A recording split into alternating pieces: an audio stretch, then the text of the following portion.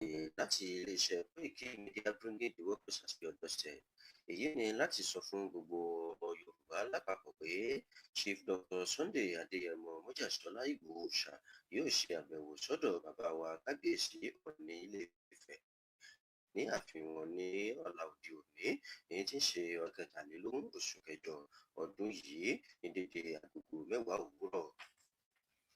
A fẹ́ kí gbogbo ajìjàǹgbara Yorùbá nation péjú láàfin bàbá wa Ọọ̀ni Ilé-Ifẹ̀ ní ọjọ́ sátidé ọjọ́ kẹtàlélógún oṣù kẹjọ ọdún yìí pẹ̀lú bàbá wa olóyè Sunday Ìgbòho Òòṣà ní dédé agogo 10 òwúrọ̀. Olùkéde iléeṣẹ́ Koiki Media bringing democracy to your doorstep.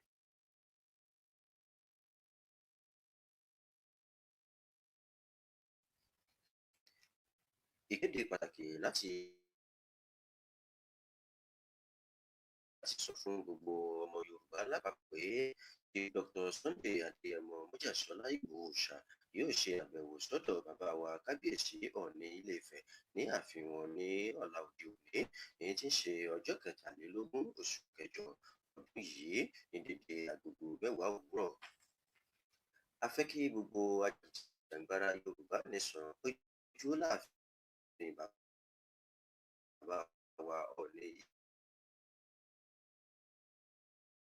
oṣù kẹjọ ọdún yìí pẹ̀lú bàbá wa olóyè Sunday Ìgbòho Òòṣà ní dédé agogo 10 òwúrọ̀. Olùkéde iléeṣẹ́ Koiki Media bringing democracy.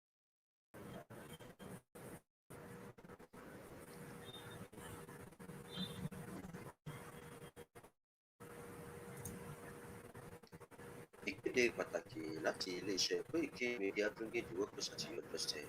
Èyí ni láti sọ fún gbogbo ọmọ Yorùbá lápapọ̀ pé Dr. Sunday Adéyẹmọ Mọ́jàsọ́lá Ìgbòho Òòṣà yóò ṣe àbẹ̀wò sọ́dọ̀ bàbá wa kábíyèsí Ọọ̀ni Ilé-Ifẹ̀ ní ààfin wọn ní ọ̀la òde òní, èyí tí ń ṣe ọjọ́ kẹtàlélógún oṣù kẹjọ ọdún yìí ní dédé agogo 10 òwúrọ̀. A fẹ́ kí gbogbo ajìjàǹgbara Yorùbá nation péjú láàfin bàbá wa Ọọ̀ni Ilé-Ifẹ̀ ní ọjọ́ sátidé ọjọ́ kẹtàlélógún oṣù kẹjọ ọdún yìí pẹ̀lú bàbá wa olóyè Sunday Ìgbòho Òòṣà ní dédé agogo 10 òwúrọ̀. Olùkéde iléeṣẹ́ Koiki Media bringing democracy to your doorstep. Mo kí gbogbo ẹ̀yin èèyàn wa tí ẹ ti darapọ̀ mọ́ wa ní mo kí Prince Adéwálé, mo kí bàbá Kúnlé Ṣá, mo kí Mr. Dele Johnson, mo kí àwa Adakẹ́yìndé, mo kí ẹ̀yin tí ẹ ti wọlé, ẹ tún káàbọ̀ lẹ́ẹ̀kan sí sínú iléeṣẹ́ wa lórí ìkànnì wa tí a mọ̀ sí Koiki Media, lára àwọn mídíà tí ó ń polongo ẹṣẹ́ fún love like. Ẹ káàbọ̀, mo kí yàndá, mo kí gbogbo wa pé kúrọ̀lẹ́ o, ṣe dáadáa ní ojú tí ríra ní àárọ̀ yìí. Náà ni àjọṣètò yẹn a tún padà dé báyìí láti tún gbé ètò míì wá lórí insecurity náà ni adúrólé lórí. Mo kí Ọpẹ́, mo kí Amúsàn Sulaimon, mo kí àwa Comfort Àánú Olúwapọ̀, ẹ bá wa pín ètò yẹn. Òkè Mighty ẹ̀gbọ́n mi ṣàlàfíà lẹ́wọ̀, excuse me. Mo kí gbogbo èèyàn pátá láì fẹ́ nìkankan sílẹ̀ bí ẹ ṣe ń wọlé. Èmi náà fi pín ètò yẹn bẹ́ẹ̀ náà bá wa bá pín, inú wa dùn. Kó má jẹ́ pé ẹ̀yin nìkan lẹ máa jàǹfààní ẹ̀. Ìyẹn náà la ṣe ní kí ẹ bá wa pín ní kíákíá kó lè kárí ilé. We have connected all the platforms together so that àwọn kan tí a fẹ́ fi wọn a lè show ní orí YouTube, Facebook tí a ti ń fi ṣiṣẹ́.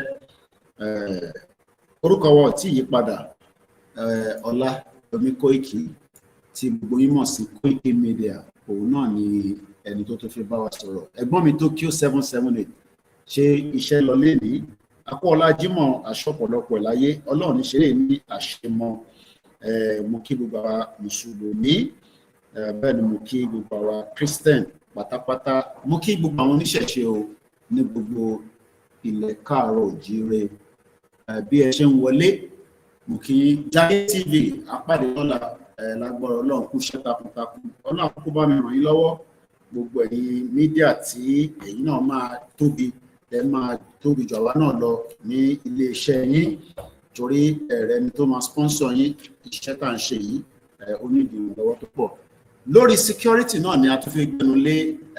Mo kí Ajia Monsurat Ìmọ́lẹ̀, assalamu alaikum. Mo kí ní Cairo, mo kí ní Libya, àwọn ti Libya mo kí, àwọn ti Liberia náà communicate. Wọ́n ní bàbá Koiki, àwa náà ń bẹ ní Liberia níbí, báwo la ṣe lè darapọ̀ mọ́ Yorùbá nation tí gbogbo wa jọ ń ṣe yìí? Àtèmi àtẹ̀yin náà lájọ ń ṣe. Ẹ má fi dá èèyàn kankan. Keyword auto diagnostics mo kí. In the next 20 seconds we will read the anthem or recite the anthem rather. Àwa máa tẹ̀ sínú ètò. Mo kí gbogbo àwọn Koiki Media staff. Kò tí ì sí good update látọ̀dọ̀ àwọn staff mi, but if anything we might have to do some kind of other areas. That is if situation doesn't change. Ní Àkúrẹ́, they have to leave there tonight torí ìrìnàjò ọ̀la. I might like to make some amendment, but hopefully finger crossed ká tó parí ètò bóyá máa gbọ́ good news láti Àkúrẹ́. Iṣẹ́ wa fúnlẹ̀ wa, forílẹ̀ ibi wa, kàgbéga kàgbéga kàgbéga fàlérí. Ìgbàgbọ́ wa ni pé bá ti bẹ̀rù làbọ̀ mọ́, ká ṣiṣẹ́ ká ṣiṣẹ́ ká ṣiṣẹ́ ká jọlá. Ìṣọ̀kan àtòmìnira ní kẹjẹ ká máa lépa. Ìtẹ̀síwájú fọ́pọ̀ ire àtòhun tó dára. Ọmọ Oòduà dìde, bọ́ sípò ẹ̀tọ́ rẹ. Ìwọ ni ìmọ́lẹ̀ ògo adúláwọ̀. Àwa ni ìmọ́lẹ̀ ògo adúláwọ̀. Mo kí ẹ̀yin tí ẹ ti ń darapọ̀ mọ́ wa. Ẹ ṣé gan ni brother wa. Àrò orúkọ yín Lárúbáwá lẹ fi kọ orúkọ yín síbẹ̀. Ẹ kọ ní long life brother. Ẹ dẹ̀ sọ pé hello. Àrò orúkọ yín a lè mọ orúkọ tẹ́ ń jẹ́ ká lè fi kí yín. Mo kí gbogbo ẹ̀yin ará ilé o. Prince Adéwálé, èèyàn kì í jẹ́ prince. O kò lè péré ní prince tó bá kì í ṣe ọmọ ọba. The weather is calm from my window view. Gbogbo ẹ ti wálẹ̀ pátá. Africa, a peaceful place, a peaceful continent, a beautiful place to live. Ó dá kéèyàn travel, exposure ni, but there is no place like home. Bẹ́ẹ̀ni, èèyàn kì í jẹ́ prince. Mo kàn lè pera mi ní prince tó bá kì í ṣe ọmọ ọba. Azeez Shakiru, ó promise pé Ilé Ifẹ̀ lọ́la a máa jọ pàdé níbẹ̀. A jọ wà ní Ọ̀yọ́ náà ni. Ẹ jẹ́ ká pàdé nílé Ifẹ̀ ní ọ̀la lágbára Ọlọ́run. Èmi àtolóyè iṣẹ́ sọ̀rọ̀ kò tí ì pé bí 2 hours.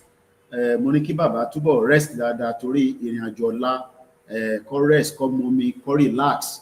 Èyí tèmi náà ṣe nìyẹn. I've been drinking a lot of water. Mo ti wẹ̀, mo ti shave. Ṣé mo fine? Mo kí gbogbo àwọn tí wọ́n gbà wá lálejò. Mo kí àwa Cole, ẹ ṣé gan ni grandma. Mo kí gbogbo bẹ́ẹ̀ ni ọmọọba ni Prince. Azeez àpàdé lọ́la. Mo bí kí Azeez, ẹ má bínú yẹn wá lórí TikTok. Ẹ jẹ́ sáré gbé call tó ń bọ̀, ẹ má bínú. Hello sir. Àlàáfíà sir. Ṣé ti dé ni? Mo dẹ̀ yọjú náà mo rí yín. Mo ti sọ̀kalẹ̀ nísìnyí, bọ́ mo ti wà lórí program bí a ti bá dẹ̀ ṣe tán. Mo ṣe bẹ̀rẹ̀ gan ni, bọ̀ nígbà tí mo yọjú mo rí yín, wọ́n ní bí ẹ ti jáde lọ. Ọ̀dà máa yọjú sí yín later. All right sir, all right. Ẹ má bínú kọ́ọ̀lù wọlé ni, ẹ má bínú èèyàn wa, mo gba kọ́ọ̀lù ni. So mo kí wa o lẹ́ẹ̀kan sí, mo kí l'Amẹ́ríkà, mo kí ní Europe, mo kí ní Asia. I look fine. London boy ni. bẹ́ẹ̀ mi náà fẹ́ kí gbogbo ọmọ Yorùbá náà máa look fine lélẹ̀ kára wa máa dán yọ̀mọ̀. Kí ni mo jẹ láàárọ̀ ẹ̀ lẹ́yìn ìgbà tá a parí program mo lọ wọ́ọ̀mù ẹ̀wà mo wọ́ọ̀mù ẹ̀wà yẹn mo wá bu ẹ̀kọ lé lórí ògì tó ṣẹ̀ ṣe ni tó sọ di ẹ̀kọ kò ń ṣe ìta lọ́ra kò sí nǹkan tó dàbí kéèyàn wà ní homeland gbogbo a máa fresh ni wọ́n ṣe ìṣògì yẹn mo wá ní kó bá mi fi ṣe ẹ̀kọ mo wá fi jẹ̀wà yẹn mo wá lọ sùn torí mo need a lot of rest mo wá lọ fẹ̀gbẹ́ lélẹ̀ nígbà tí mo jí mo lọ ṣe number 2 kí gbogbo etí mo ti jẹ nígbà tá lọ Èkìtì lọ Àkúrẹ́ káàkiri gbogbo ẹbọ tá jẹ lọ́hùn mo lọ dà yẹn síta torí tó bá dà síta a máa ní impact nínú body mo wá ṣe omi díẹ̀ mo lè ṣe omi yẹn fẹ́ tutù díẹ̀ mo wá rọra ní kó bá mi warm ẹ̀ kó rọra warm díẹ̀ ní kékeré mo wá shave torí ọ̀dọ̀ kábíyèsí ni mo lọ lọ́la mo gbọ́dọ̀ look fine lọ́la lọ́dọ̀ kábíyèsí mi Ọ̀jájá the second kí o gorí adé. I'm looking the last time tí mo rí kábíyèsí London láti ríra nígbà tí wọ́n wá pẹ̀lú àwọn ìyá àdúrà nǹkan that was like àti máa lọ bí probably about 8 years now tí bá rántí mo kí bàbá wa Bídèmí so I'm looking forward láti rí bàbá wa lọ́la mo kí bàbá wa Waris Jìnàdù ẹ káàbọ̀ àwọn mọ̀ nípa owó dáadáa mo tẹ́ mọ̀ pé mo kó àwọn specimens mi wá láti London ìjọ kan tí mo wá nǹkan níbi bàbá pàdé gbogbo àwọn owó yẹn mo mọ̀ pé mo kó specimens mi wá mo rò pé mo gbàgbé sí mo tẹ̀ ló wà nísìn àwọn specimen tá máa ń lò ní orí show Insecurity la fẹ́ sọ̀rọ̀ ní lórí gbogbo ilé tá a ṣe ń lọ káàkiri bí ẹ̀sùn léwòlémọ̀ ni mo kàn fi welcome yín ni torí social media kò dàbí àwọn normal media tó wọ́n máa sọ̀rọ̀ lọ gbúrúgbúrúgbúrúgbúrú wọ́n ní kí yín wọ́n tẹ́ recognize yín ẹ bá lọ sórí channels wọ́n ní recognize yín pé wà níbẹ̀ ṣẹ̀rí specimen lélẹ̀ 50 pounds specimen 5 pounds 10 pounds wọ́n ní recognize yín wọ́n kàn máa ṣe program yẹn lọ wọ́n tẹ́ ní sọ pé àwọn viewers owó wa kí yín o bẹ́ẹ̀ ni it's a very long journey gbogbo ara mi ti heal padà pẹ̀lú gbàgà gbogbo èyí tẹ́wà lórí iṣẹ́ ti rí bàbá wa ṣẹlẹ̀ mi náà ṣé mo fine boy looking sexy ó kọ̀ tí marry ni ẹ̀rọ ọmọlúkà bó ṣe wò pòpòpòpò bẹ́ẹ̀ tó fẹ́ gbé mi jẹ́ ọmọlúkà take your time o ẹ̀wọ̀n ológun olúwa ṣé mo fine ọba wa yìí mo máa like ọba wa yìí o ẹ fún mi níbì kan nínú palace kí wọ́n máa gbé lórí kí máa gbé lákùrẹ́ kí n fi gbogbo àwọn ọmọ Ìjẹ̀bú sílẹ̀ kí n máa lọ gbé lákùrẹ́ màá máa gbé between Àkúrẹ́ wá fún mi ní yàrá kan lákùrẹ́ lọ́dọ̀ bàbá wa lọ́wọ́ wá dẹ̀ fún mi ní yàrá kan lọ́dọ̀ gbogbo bí ta bá ti lọ nísìnyí a máa fún mi ní yàrá kọ̀ọ̀kan ni o gbogbo bí ta bá ti lọ nísìnyí mo nídìí yàrá kọ̀ọ̀kan màá gba yàrá lọ́dọ̀ bàbá wa Olúpòtì màá gba yàrá lọ́dọ̀ gbogbo àwọn Ìbàràpá àwọn ìyá tẹ fún wa yàrá so mo kí gbogbo wa lẹ́ẹ̀kan sí i bí ẹ ṣe ń darapọ̀ mọ́ wa Ọlọ́run á bá mi darapọ̀ mẹ́yìn náà ní ṣe lásán ìgbìyànjú náà ni ìgbìyànjú yẹn ó máa dòdìndín because mo kàn lè imagine nígbà táwọn bàbá wo lọ́wọ́ náà tó ń consultate tó ń káàkiri let's get independent àwọn mọ́là náà wọ́n fẹ́ independent but it is what it is àwọn bàbá yẹn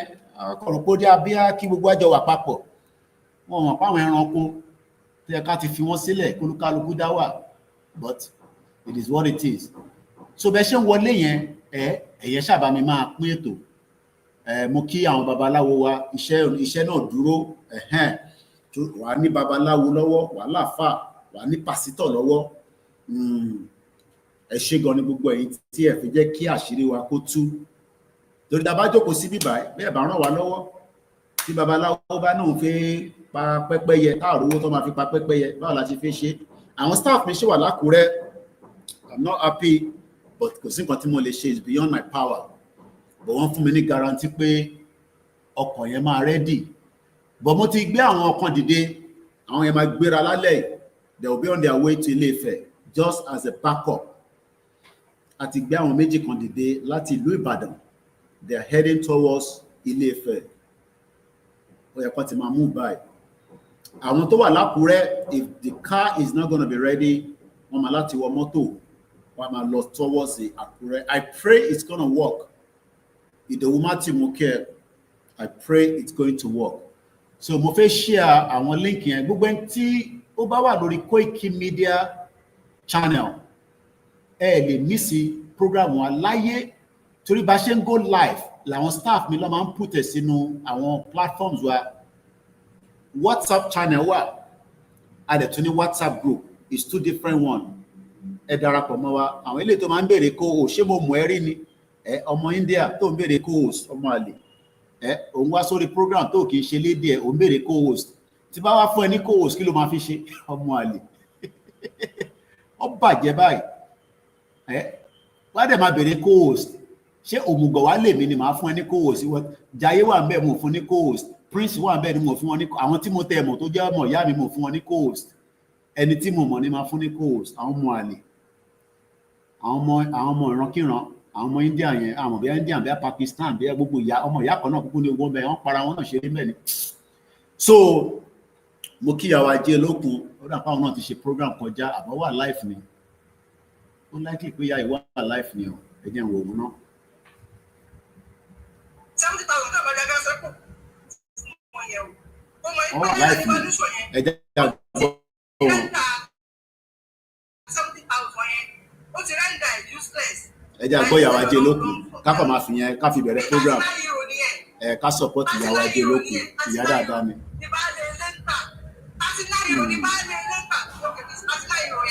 Ẹ jẹ́ àgbọ̀ ìyàwó Ajé lókun, ìyá dáadáa. Ẹ jẹ́ àgbọ̀ ìyàwó Ajé lókun. Ká gbọ́ ìyàwó Ajé lókun, ká tó máa wọnú ètò lọ.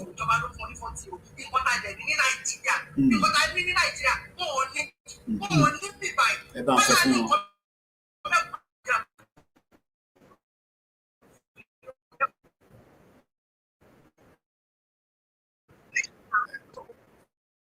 Problem kò ṣe gbogbo èèyàn la lè connect bẹ́ẹ̀ yẹn, but ìmọ̀ àti wọ́n ní good relationship. So ẹ jẹ́ ká kàn mọ́ studio tiwọn. Ká kàn mọ́ ìyàwó díẹ̀.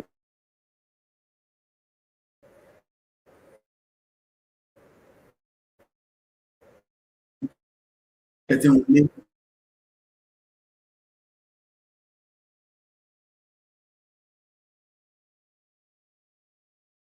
Ẹwọ́n bó ṣe pa wọ́n ní Kwara.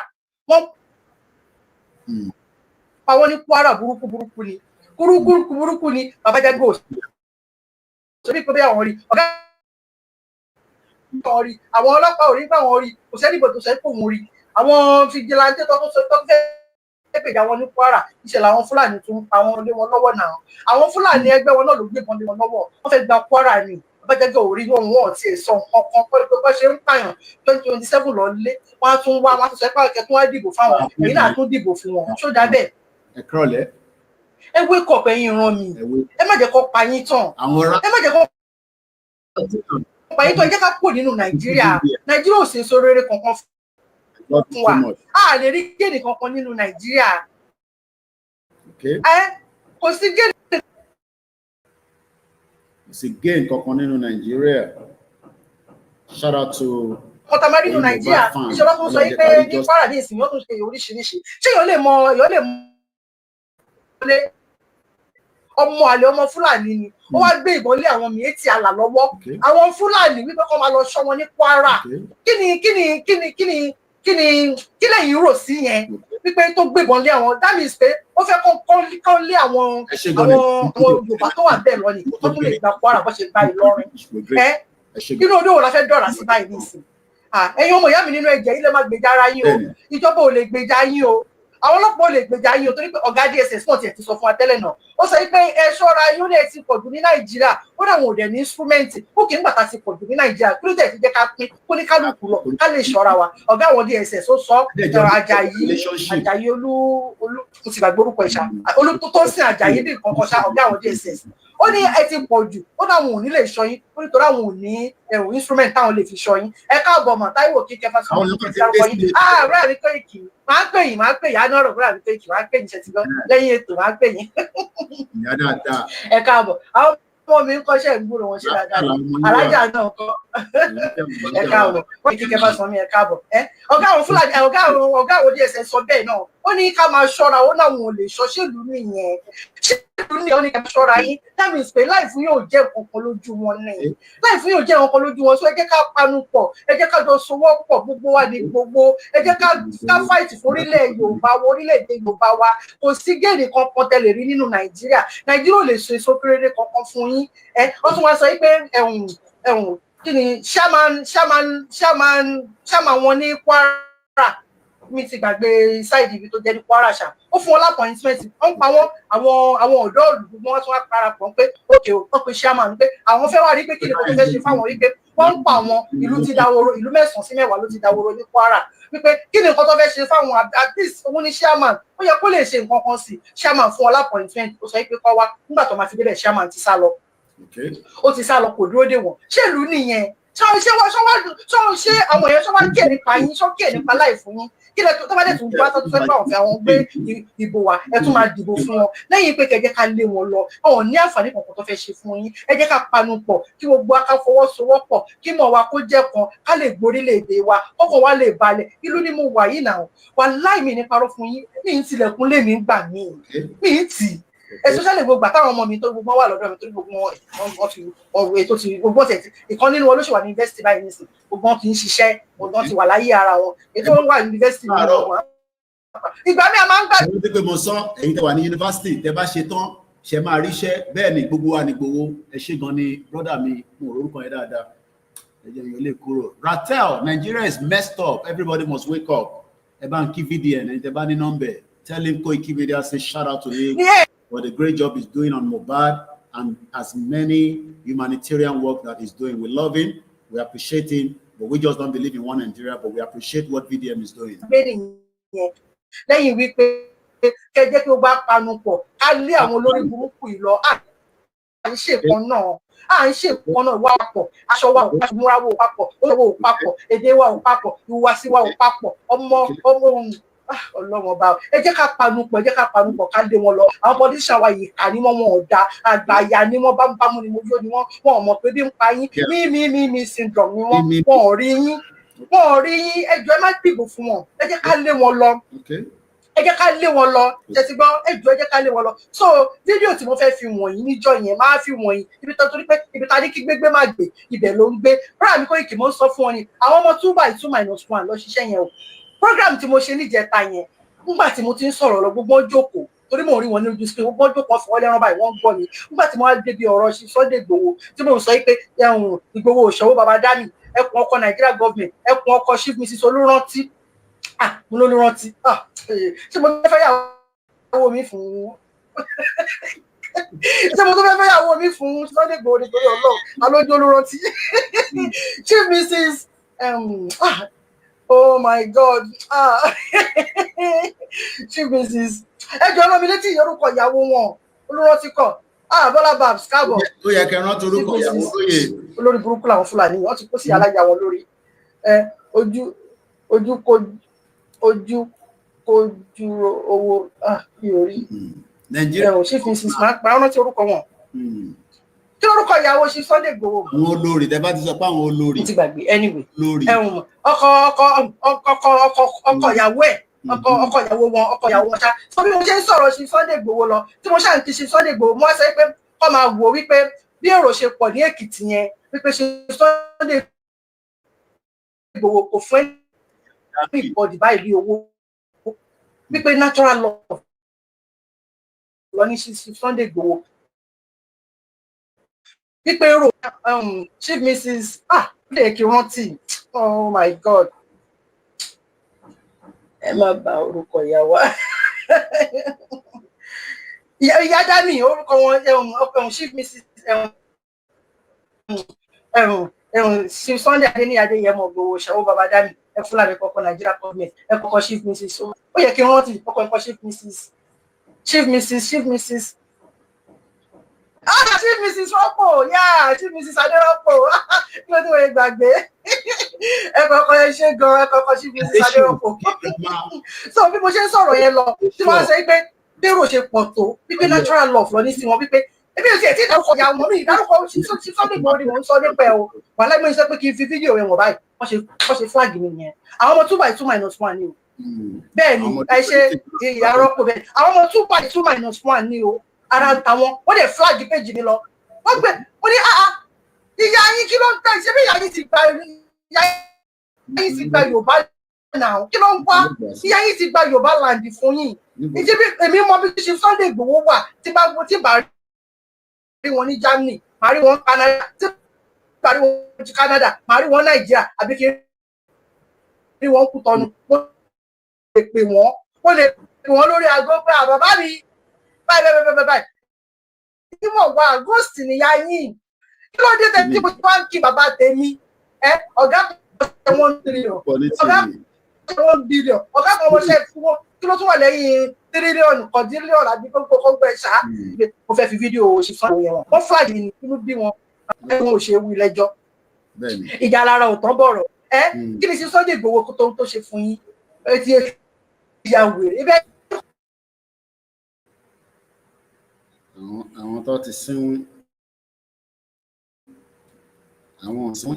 All right, buy your shit to àná lóye dé mo kí ẹ. Kò lè wálé ó wá sí Soboko fẹ́ ká Nàìjíríà kí ìyá yín lọ sí Nàìjíríà kí ìyá yín kó lọ sí Nàìjíríà gbòòsì kí ni mo ti ẹ̀ bá yín bá tèmi èmi ń sàánì o ẹ bá flag mi ọdún tẹ bá flag mi àfọ̀ṣẹ Ọlọ́run ṣe bra mi kó ìwà ní Nàìjíríà màá ní kó bá mi post àfọ̀ṣẹ ìwo natural microphone original microphone màá ní kí bra mi post kó bá mi máa gbé jáde lọ so ẹ̀yin ọmọ ìyá mi nínú ẹ̀jẹ̀ Ọlọ́run ẹ jẹ́ kí mo gbà tẹnu wá kó ẹjọ́ torí Ọlọ́run ẹ má dìbò mọ́ ìyàtọ̀ fi ń jẹ yín yìí pọ̀ àbí tí wọ́n pè má jẹ máa dogun kó dogun jàre ẹjọ́ tó bá dogun kó dogun bẹ́ẹ̀ ni ẹ má dẹrù oko ńlá bá rúgbó ẹ má dẹrù oko ńlá bá rúgbó kò lè rí ọdún ẹ̀kọ́ tó kẹ́rù tó máa bà rí ẹ lè pa gbogbo atọ́ igbá là ń pààyàn kan òkè pàwọ́ ẹ lè pa gbogbo atọ́ tó bá dogun kó dogun lórí burúkú làwọn bàbá yìí ojúbọ̀rọ̀ kan la fi ń gbọmọ lọ́wọ́ èkùrọ́ akílódé ó dẹ̀ ń pààyàn wọ́n ń dọ́gbọ́n reduce population wa díẹ̀ nìyẹn náà nígbà tó bá gba àwọn ọba náà nígbà tó bá pa gbogbo àwọn ọmọ Yorùbá tán àwọn olè jọba lé lórí ẹ̀ẹ́dẹ̀ lè sọ̀rọ̀ tọ́lá máa wí káwí nìsín wọ́n sọ nípa àwọn ṣe sọ́bìtì àwọn ṣe mítìn gbogbo mítìn tẹ́ ẹ̀ ń ṣe náà àbọ̀ abáìdá láti jọ ọjọ́ yìí kò sí kókó lórí mítìn tẹ́ ẹ̀ ń ṣe ẹ kàn fi mítìn tàn wá ni tẹ́ bá nípa àwọn ọmọ ìlú ti fẹ́ bínú gbogbo yẹn wá sáré pé ẹjọ́ pé ẹjọ́ pẹ̀lú àwọn gọ́vnà yẹn náà gbogbo wọn sáré pé àwọn jọ wọ́n sọ pé àwọn ṣe mítìn irọ́ ni mítìn irọ́ lọ ṣe wọ́n fi kówó jẹ ni wọ́n máa ya fọ́tò orí burúkú ṣé yẹn la fẹ́ jẹ ni àbí kẹ́ find solution kẹ́ wá solution sí bó ṣe ń pààyàn yìí ẹ̀ ọ̀kan tẹ̀ ẹ̀ ṣe fún ọmọ Nàìjíríà ẹ̀ láǹfààní ọ̀kan tẹ̀ ẹ̀ ṣe fún ọmọ Yorùbá kò síṣẹ́ kò sómi kò síná títí ò dá ọ̀nà ò dá kò sí nǹkan kan ẹ̀yà tó ń pa wọ́n ẹ̀ tún lè protect life wọn ẹ yá wèrè oh my God ṣe yá wèrè ni kí wà ní ẹ yá wèrè ni mo ń bèrè ní kò fàjà ṣe yá wèrè ni ẹ̀yin gọ́ọ̀nà ẹ̀yin gọ́ọ̀nà ṣe yá wèrè sórí burúkú tààmú yìí ṣe yá wèrè ni kí ló tẹ̀ yẹ pa àwọn ọ̀ràn mi tẹ́ẹ̀dẹ̀ sọ kankan ṣé ti ṣe èrè ni ẹ̀kọ́ ẹ lọ sílẹ̀ gbogbo pátápátá yìí ẹ̀yà má kù yẹn ni ẹ má fún rárá àti àwọn ẹ̀rọ láì mú ti sọ ṣẹ́yà ẹ bá ní ká yẹ a máa mọ. Update wọ́n tàn àwọn ọmọ mi ti rédíò àdúgbò fọlọ́run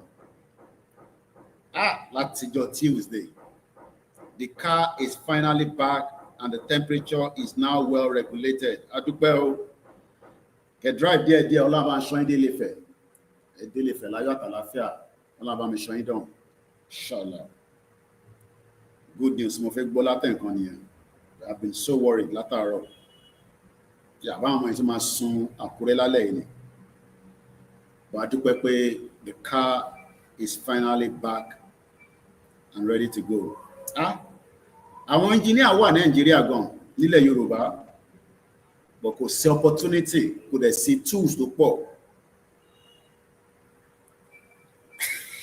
abẹ́rẹ́ bọ́ ṣe abẹ́rẹ́ bọ́ ṣe gbẹ́sẹ̀ sórí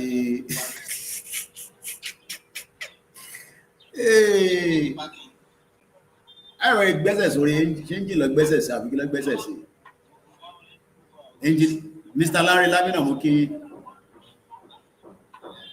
adúgbẹ́ fọ́lọ́run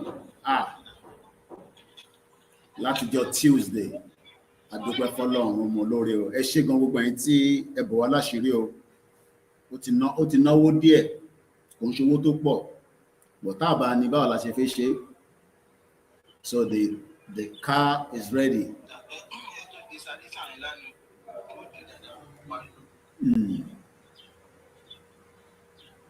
Ọlọ́run bá mi ṣọmọdé ọ̀hún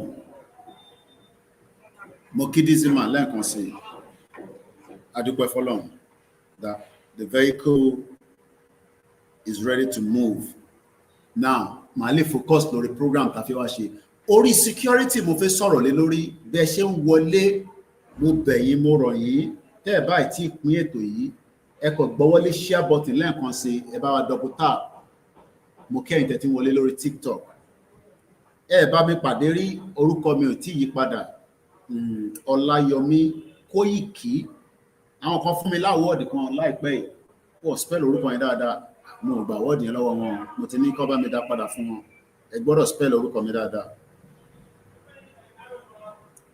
so mo kàn fẹ́ fẹ́lẹ́ sórí status ká fi dúpẹ́ fáwọn tí wọ́n support wa so Ilé Ifẹ̀ máa dùn lọ́la adúpẹ́ fọ́lọ́run akópalẹ̀ mọ́.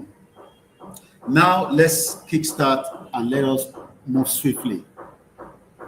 Let's talk. There's quite a lot of background noise. Àmọ́ tó ń lù níta yẹn bó ṣe ń lù látàárọ̀ yẹn kọ́lọ́n kó ṣàánú. Mo kí gbogbo àwọn ọmọ Oòduà ẹ má wà confused. Àbẹ̀rẹ̀ ọlọ́pàá àti bọ̀bọ́ kan tó ń bára wọn fa wàhálà lórí ó lo glasses kò lo glasses wọ́n ti mọ̀ pé yẹn fẹ́ record àwọn ó gba etí ẹ̀ Gànà lóye mo kí ẹ. I want to go into the program slowly and steady. Láàárọ̀ tí mo parí program ni update wá látọ̀dọ̀ olórí Èkó èmi ò tẹ́mọ̀ bí a torí wetin happen to Yorùbá nation ọ̀gá Kóìkì ìwà kan happen sí country ọ̀nṣẹ́ tí yàn ń gbà ní pay as you go bẹ́ẹ̀ you work towards it ẹ̀yin náà máa play role tiyín àwa náà play role tiwa gbogbo alájọ máa play role kò sí nǹkan tó happen sí Yorùbá nation kò ń ṣèjọ́ kan ní British fún wa ní independent ìjọba àtàló ọwọ́ mi lókè mo kí ẹ kò ń ṣèjọ́ kan ní Britain lọ ní ẹgbà independent at least I'm aware that there was a 2 years consultation 1957 1958 ní Lancaster House ẹni tó bá ti ń tẹ̀lé mi ti pẹ́ mo ti gbé yín débẹ̀rẹ̀ building yẹn I pray we get it in our lifetime láṣẹ Èdùmàrè o ẹni máa kú ló máa kú ẹni máa yẹ ló máa yẹ so consultation ó pọ̀ lórí ìrìn àjò yìí and that's exactly what we're still doing on the security. Nígbà tí a parí program láàárọ̀ yìí Ratel movement mo kí ẹ lẹ́ẹ̀kan sí báńkì VDM olórí Èkó pè mí láti Manchester mo kí àwọn dádì wa náà lọ́hùn mo kẹ́yìn bàbá tí ẹ máa ń jókòó ẹ̀yin nílà káyèjọ àwa lọ ẹ̀yin ni bàbá wa táwa bá parí program ẹ pè wá ẹ ṣàlàyé àwọn ọ̀rọ̀ kéékèèké fún wa lórí ẹ̀ a dẹ̀ ti ní àbú ègbúmọ́ ní bíbá so that kí ọ̀rọ̀ mi lè yé yín ẹ ṣe gan ìtẹ́ fún mi ní rose lórí TikTok olórí Èkó wá ní àwọn ń gbọ́ lórí rédíò Àgídìgbò bá àwọn tí wọ́n pa ní Katsina àwọn bíi 50 mo ní níjọ́ òní yẹn tún ṣẹlẹ̀ ẹ má gbogbo yẹn Mr. Walex distraction ni àkì í ṣe Ọ̀yọ́ àkì í ṣe Yorùbá àkì í ṣe Odùduwà distraction lèmi rí gbogbo yẹn sí is a way to distract us from the real problem that we are facing in the Yoruba land. Gbogbo àwọn tó bá dẹ̀ sọ pé àkì í ṣe dísà ẹ̀ lè mọ̀ tó bàbá Akíntóyè an historian that knows far better than me and you. Ṣé máa ẹ̀kẹ́ni kọ̀ọ̀kan sọ fún yín ọmọ Yorùbá ni wá àkì í ṣe ọmọ Odùduwà. Tẹ́ bá lọ wo page mi Koiki Media Koiki Media Odùduwà la fi kọ́, la fi ṣe jáde. Kò dẹ̀ ṣe ni la ṣe ṣí, ó ti wà láti bàtà ti bẹ̀rẹ̀ movement. One of my page, wọ́n pè ní Koiki Media Odùduwà. Ṣé mi tí mo pe Koiki Media Odùduwà? Ṣé mo stupid? Àtẹ̀mí tí mo pe Koiki Media Yorùbá Nation la fẹ́? Gbogbo yẹn distraction, ní máa kẹ́ni kankan distract wa. Àtẹni tó fẹ́ Koiki, àtẹni tó fẹ́ Yorùbá Nation, àtẹni tó fẹ́ Odùduwà Nation, a sì wà nínú Nàìjíríà tó ń fìyà jẹ wá tí kò sí security. Ìyẹn ni ká kọ́kọ́ gbájúmọ́. Nígbà tí Britain kíkọ̀ ṣáláì, because people take us away from the conversation. Nígbà tí Britain kúrò ní European Union, passport tí wọ́n ń lò nígbà yẹn kọ́ ló ń lò nísìn. Passport tí wọ́n change lẹ́sẹ̀kẹsẹ̀. Àbí mo parọ́ bàbá wa Dizzyman because London lẹ́yìn wà ní UK. Ẹni tó bá tún wà ní London tó bá ní British passport. Ṣé ẹ change passport yín after 2016? Mo kí ẹ̀gbọ́n mi tó ní ages, ẹ kú àdúrótì. Bàbá wa Razak Abiodun mo kí yín. Ẹni tó bá wà ní United Kingdom, did you change your passport after 2016 exit of the European Union?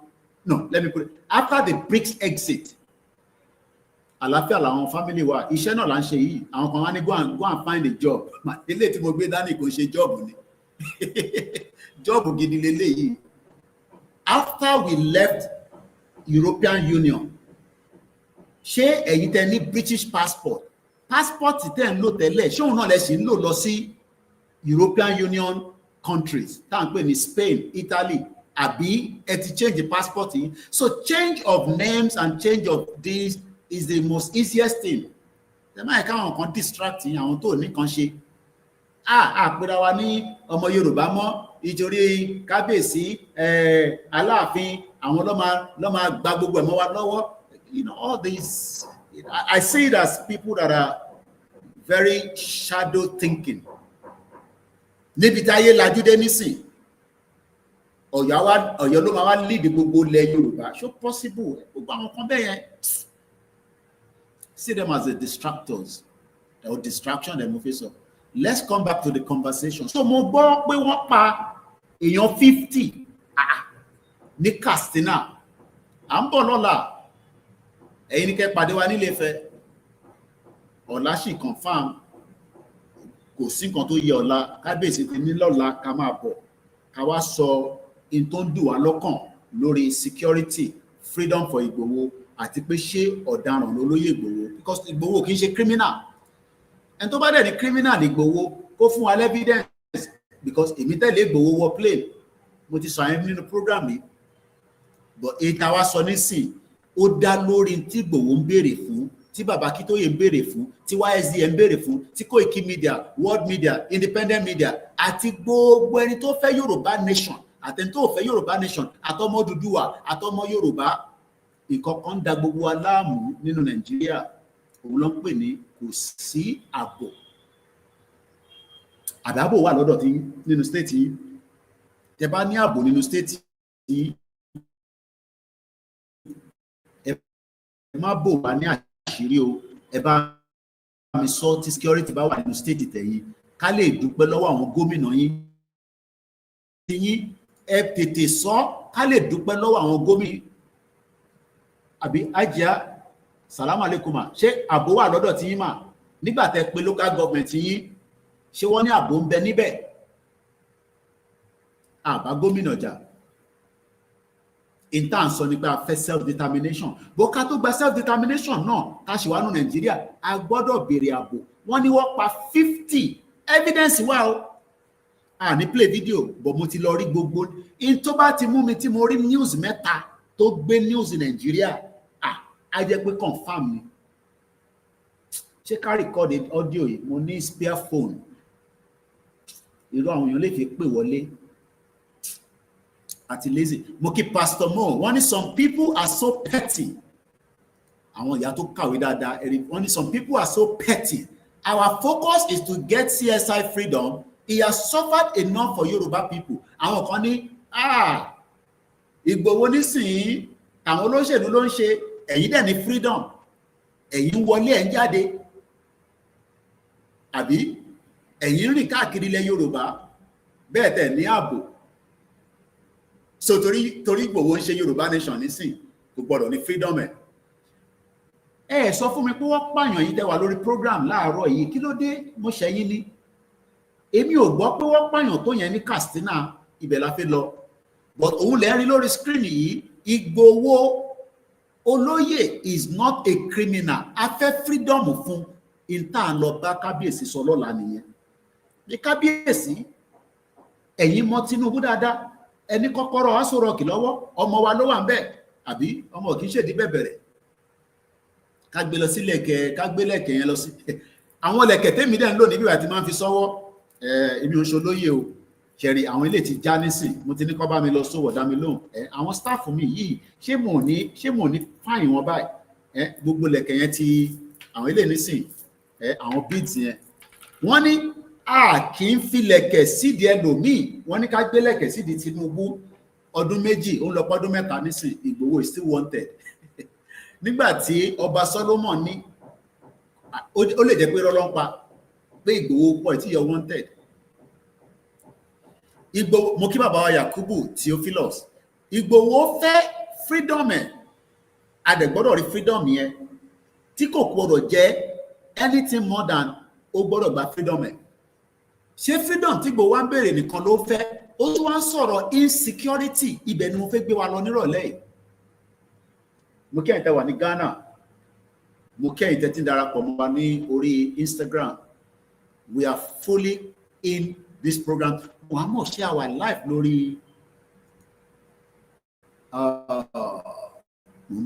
bọ̀ kọ́mọ ọmọ bí akíní wà cross post mo kí ẹ̀yin yan wa kò sí mo wà ṣọ́ bí a ṣe wà lórí Facebook mo kí a wà lórí Facebook mo kí gbogbo wa ní kíkí ọlá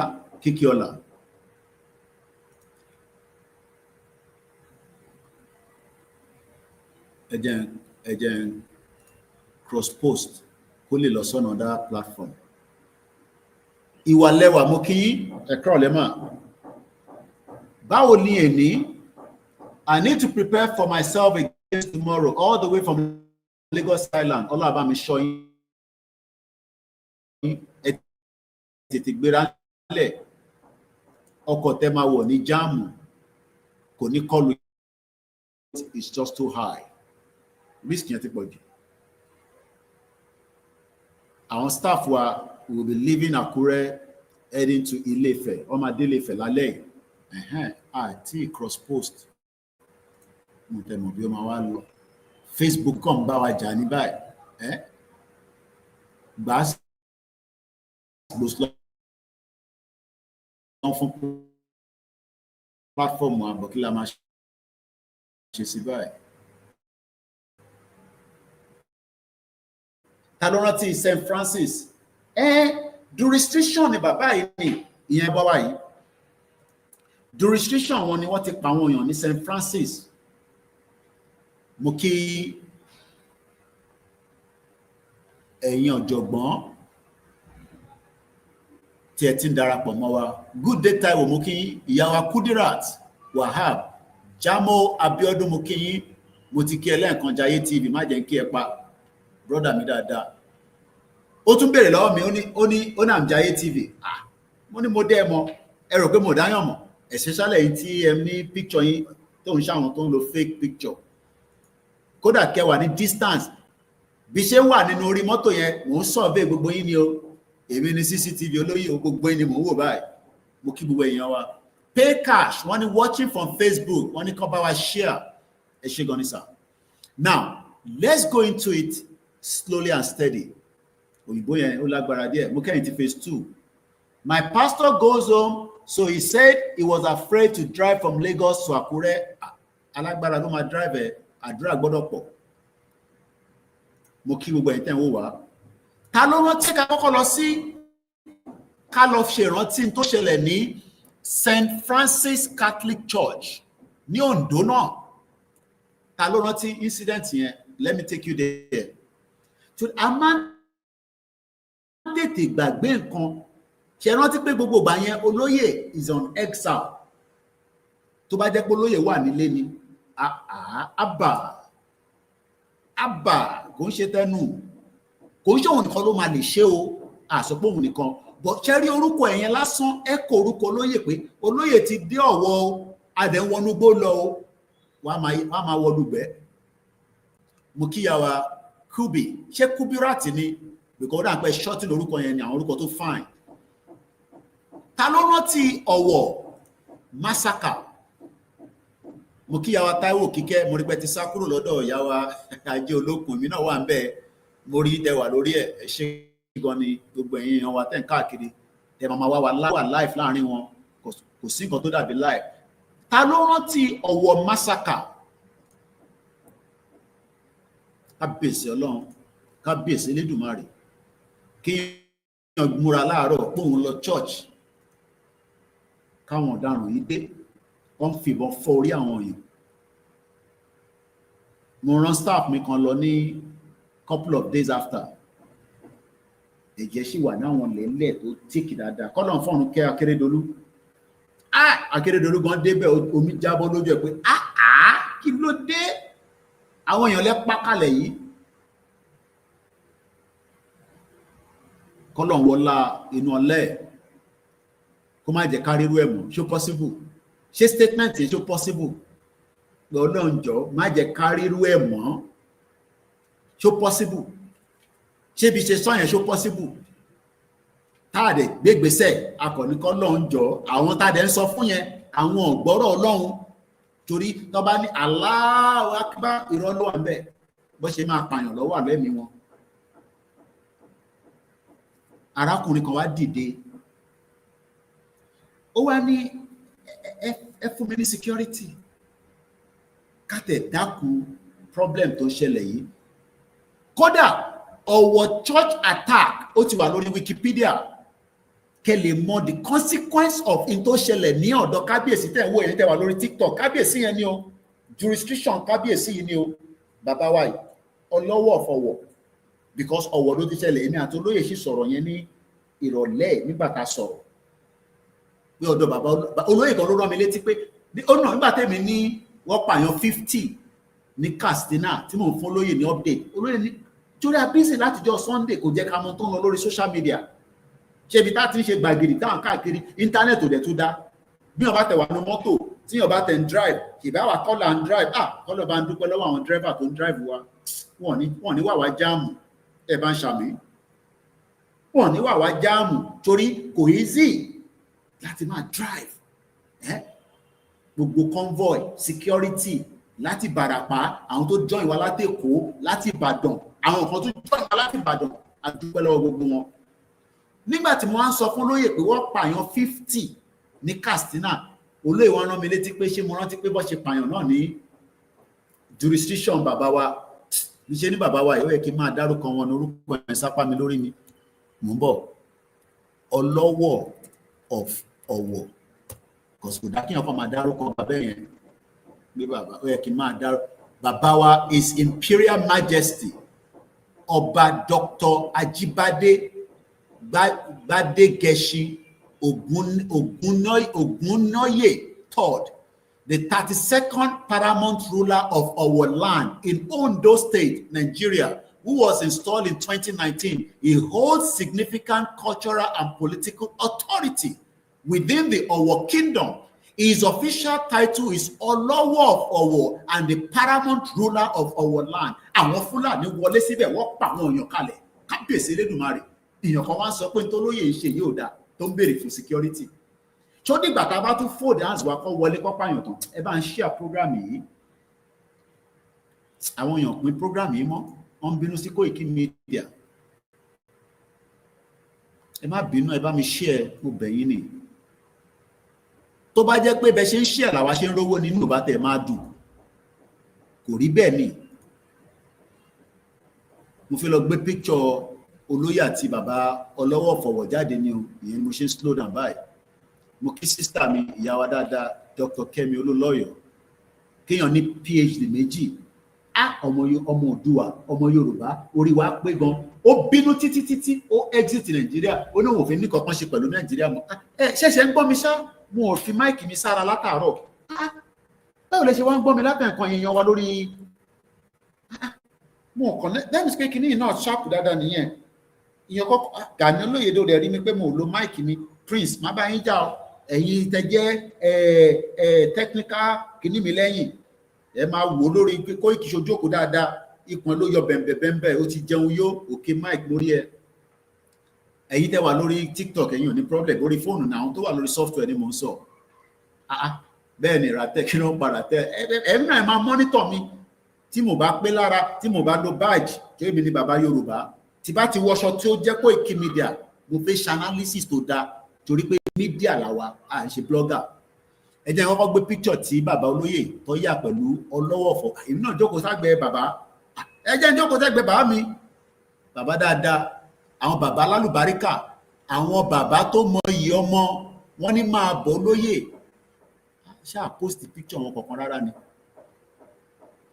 ọlọ́wọ̀fọ̀ wọ̀ ṣé pé kò possible ṣé pé mo post picture wọn kọ̀ọ̀kan rárá iṣẹ́ mi ò pé nìyẹn o iṣẹ́ mi ò pé rárá nìyẹn why èyí tẹ́wà ló ti tẹ̀ máa fún mi láyè kí sáré lọ mú picture yẹn jáde because ẹ̀yin nìkan lẹ́ rí picture yẹn nísìn mo gbọ́dọ̀ lọ post ẹ̀ sórí Facebook kí ló dé tí kò sí picture yẹn rárá lórí Facebook látijọ́ Tuesday àkábèsì gan máa bínú sí mi pé ìbáwọn sọ Koiki yẹn gbogbo picture àwọn ọba tó kù ló post kò post tèmi láìlà ìlàlà ẹni sọ̀rọ̀ fún mi ní few minutes mo ń bọ̀ jẹ́ lọ́wọ́ the other Facebook wa náà ó rà pé mo máa post ẹ̀ sórí the other one yẹn iṣẹ́ yóò easy because all these little things àwọn kábíyèsí náà máa wò ẹ ti lọ sọ́dọ̀ àwọn ọba yẹn post picture tiwa kí ló ṣẹlẹ̀ látijọ́ Tuesday I think I posted on the Koiki Media Oduduwa but Koiki Media ni mo post ẹ̀ sí. I'm very sure I did.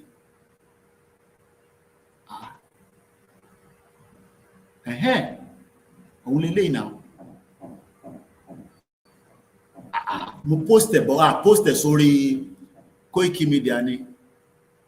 So mo sáré lọ post ẹ̀ nísìn. Bàbá dáadáa. Mo post ẹ̀ sórí Koiki Media Oduduwa.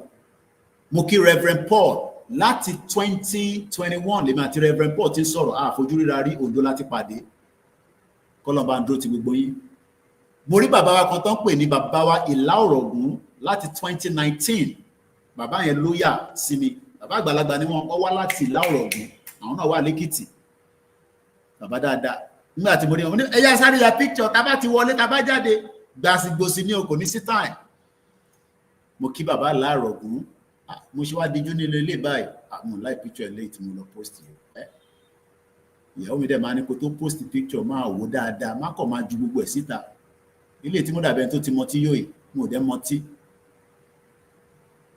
ilé dẹ̀ fine dáadáa the first one yẹn ò jáde dáadáa ilé la máa lò ẹ jẹ́ ń gbé picture yẹn wá kẹ́yìn tẹ́ wà kẹ́lẹ̀ bá ń dúpẹ́ lọ́wọ́ bàbá wa Dr. Imperial Majesty ọ̀wọ̀ ni wọ́n ti lọ pa àwọn èèyàn àwọn ọmọ ìrankíran ẹ̀ ẹ ṣé gan ni Yẹmí Fátókí mo kí ẹ bàbá wa Waris ní where are the victims of our church since any memorial ṣọ́nṣe yẹn ṣá ní Nàìjíríà tíyàn bá kó fi kú nìyẹn ẹni tó bá ti kú tiẹ̀ gbé nìyẹn ní Nàìjíríà kọ́nà má jà kúkú òfò ẹ wo Peter Rufai ó kọ̀ ẹ́ pé mo fi play video but mo ti post video yẹn sórí media ẹ lọ gbọ́n tí mo tẹ̀ wá mọ̀ pé Tàríbò West wọn ló gbàdúrà fún Tinubu nígbà yẹn ẹ mọ̀ àwọn fídíò tó bá ṣe àwọn èèyàn lọ mú fídíò yẹn jáde nígbà tó ń ṣe campaign Tàríbò West tó ń sunkún nísìn tó ń sunkún sábọ́ pé Peter Rufai ó gbàdúrà fún Tinubu nígbà yẹn. May Nigeria never happen to you kíyàn lè sọ pé àwọn kan tẹ́ni ẹ ṣèbí Peter Rufai ṣèbí ó yẹ kó invest owó ṣèbí ó yẹ kó ṣe kinní ṣé tó bá tẹ̀ wá lówó tiẹ̀ ṣé kò yẹ kí gọ́ọ̀mẹ̀ntì tọ́jú ẹ̀ bàbá wa lẹ́ ń rí yẹn àtẹ̀mí àti Koiki àti Reverend Paul Odefila ló wà ní left bàbá wa kábíyèsí His Imperial Majesty tí mo pè wọ́n ní ọba wa Dr. Ajibade Gbade Geshin Ogunloye, third, the 32nd paramount ruler of our land, ìlú wọn la wà tá tí ń sọ̀rọ̀ lọ́wọ́lọ́wọ́ nísìn nípa tó ṣẹlẹ̀ ní massacre kan ní 2022, 3 years ago. Ṣáàtì gbàgbé. Wọ́n ní wọ́n pààyàn 50 ní Katsina. In tó tún mú wa padà sọ̀rọ̀ security pé ètò ààbò a gbọ́dọ̀ fi ṣe intí so picture yẹn lẹ ń wò yẹn. So mo lè jù sẹ́yìn mi for now kó wà ní background ká lè máa bá ṣẹ́ yẹn lọ. Jurisdiction bàbá wa yìí a lọ bá ní ìjọ Tuesday. Ẹ máa tẹ̀lé wa lórí ìrìn àjò yẹn. A lọ sí ọ̀dọ̀ àwọn a lọ sí Ọ̀ka Kingdom Ọ̀ka Kingdom lọ́dọ̀ àwọn Ọmọlúkà. A ṣẹ̀ wá jáde padà lọ sí Ọ̀wọ̀. So mo kí wa on kábíyèsí. Come out of and return. Bí ó ṣẹlẹ̀ ní St. Francis Church ta tún fi ń rántí ẹ̀ nírọ̀lẹ́ 50 victims died ní Katsina. Nínú wíìkì táwa yìí ni o, èdè ní Friday. That means pé gbogbo time táwa wà ní Ọ̀wọ̀ yẹn, wọ́n parí iṣẹ́ ní Katsina. Nínú mọ́ṣáláṣí ló ti lọ pa wọ́n. Ìwọ tó ń sọ pé I am a Muslim. Inú mọ́ṣáláṣí ní Katsina. Ṣé àwọn tí Muslim Katsina yẹn, ṣé wọ́n ṣe Muslim ní ló ṣe lọ pa wọ́n sínú mọ́ṣáláṣí? And when they say 50, you know Nigeria, you multiply it by 3. That's about 150. Why is there prosperity will lead Africa? Eshigoni Pastor Mo. Let's return back. Ka adele pada again. We are playing with danger. Kolonjo, kó wọlá èní, gbogbo ariwo tá ń pa fáwọn èèyàn wa pé ẹjá tètè kúrò nínú country yìí kó yé wọn.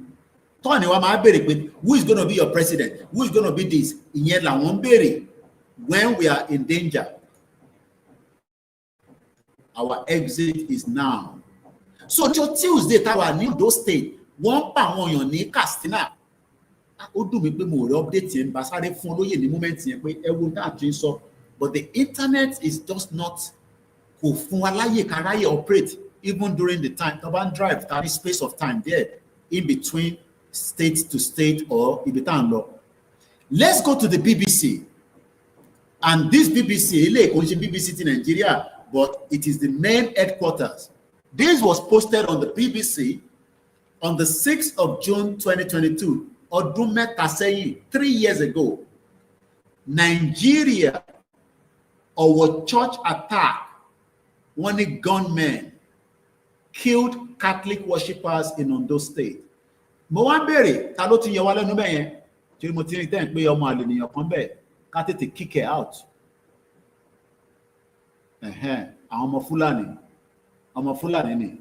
Bó ṣe wà ní sáà máa claim pé ọmọ Ọlọ́rin lòun, bọ̀ Fúlàní paraka ni wọ́n. Àti kó irú àti ṣàpá, àti kó gbogbo ẹ̀pọ̀ mọ́ra wọn. Ọmọ Fúlàní, àwọn ọmọ àlè, àwọn àfitọ̀fọ́rí. Gbogbo àwọn ilé nísìn tó ń ṣe Islam ilẹ̀ Yorùbá, àwọn ilé ní terrorist láàrin wa. Gbogbo wọn pátá la máa yanjú, ẹja ṣe díẹ̀díẹ̀. Ọmọ àlè, terrorist tó wà láàrin wa. Tó yẹ kí terrorist máa gbé pẹ̀lú wa, ọmọ àlè. Bẹ́ẹ̀ ni, àwọn lórí burúkú. Wọ́n ti kún ní Kwara State yẹn, àmọ̀ yàtọ̀ láàrin wọn mọ́, bọ̀ àmọ̀ yàtọ̀ torí pé tó bá ti rí wọn wà mọ̀ pọ̀ ọmọ àlè lélẹ̀. Àmọ̀ pọ̀ ọmọ àlè ni. Ọmọ àlè, Fúlàní terrorist. I kick it out. Ètò máa gbọ́ náà ló ti gbọ́ ọmọ yẹn. Ọmọ àlè. Let's continue. Mo kẹ́yìn yẹn wá. Distractor ni wọ́n bá ti dé bẹ́ẹ̀ yẹn. Àwọn ọ̀fẹ́ kan tó da láyé wọn, àwọn Fúlàní. BBC, British Broadcasting Corporation, èmi máa ní Bias Broadcasting Corporation, wọ́n wà bias. wọ́n pe àwọn terrorists ní gunmen. Tí terrorists bá dẹ̀ pààyàn ní Europe, wá pe terrorist. Can you see the difference between what media can be? This is the power of media. Because an average Englishman see it and say gunmen. Okay, bí ẹni tó kọ̀ sán lórí tó gbébọn tó pààyàn. You know we have gunmen as well in America. Come on, gunmen. But ṣáwọn eléyìí, they are gunmen, àbí full-blown terrorists. Nigeria, our church attack. Gunmen killed Catholic worshippers in Ondo State. Picture Akeredolu lẹ ń wò yẹn. Ó ti dẹni tá máa sọ pé àbí gbogbo la máa wá la máa lọ, but ilẹ̀ yẹn tá bá protected, tá bá jẹ́ kó secure dáadáa. Ṣé rí gbogbo àwọn Fúlàní tẹ́ rí tán wá sórí TikTok ṣé rí pé wọ́n ti ní boldness láti wá confront wa. Nígbà téèyàn tó jẹ́ Fúlàní wọ́n sọ fún ọmọ ilẹ̀ káàárọ̀ oòjíire pẹ̀lú tèmi pọ̀, ṣé rí pé ẹ ká lọ attack wọn. But ọjọ́ ń bọ̀ lọ́lọ́run wí lọ́rọ̀ gbogbo yín ẹ̀yin Fúlàní yẹn. Ọjọ́ ń bọ̀.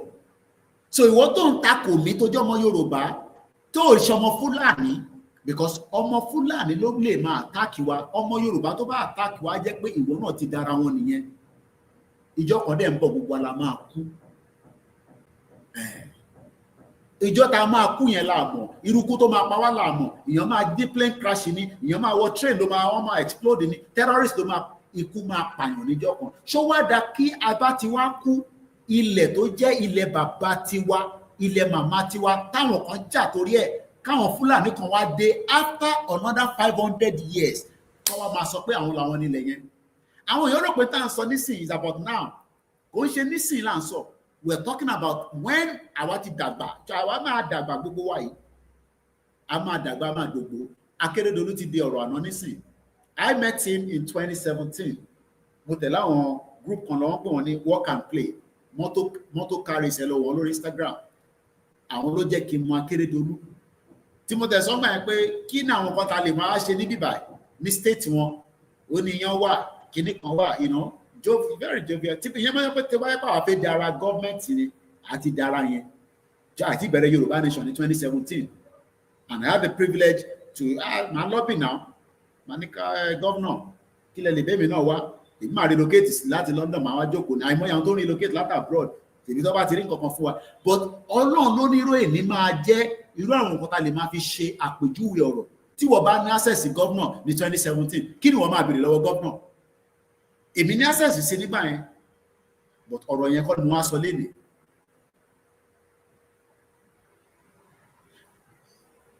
This is Akeredolu in that church tó ti lọ pa àwọn èèyàn. Níjọ́ Tuesday, mo fẹ́ sáré mú yẹn náà wá, kákọ̀ máa join it together bí ṣe ń tọ́ ti ọ̀wọ̀ yẹn kí máa mú ti in tó ṣẹlẹ̀ ní Katsina náà wá. Wọ́n wá pa àwọn èèyàn ní Katsina nínú mọ́ṣáláṣí. Ìwọ dẹ̀ ń sọ pé Muslim ni wọ́n.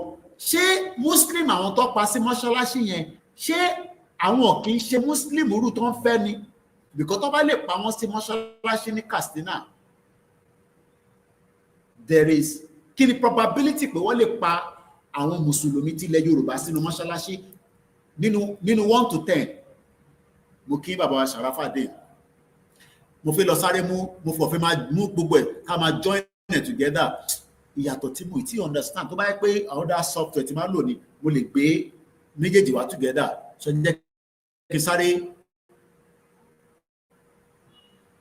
jẹ́ kí n sáré share ti Katsina yẹn so that bá ṣe ń sọ̀rọ̀ yẹn ju méjèèjì papọ̀.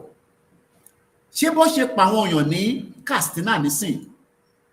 Ẹ mọ̀ pé àwọn tó pa yẹn wọ́n ṣe Christian, Muslim ni wọ́n.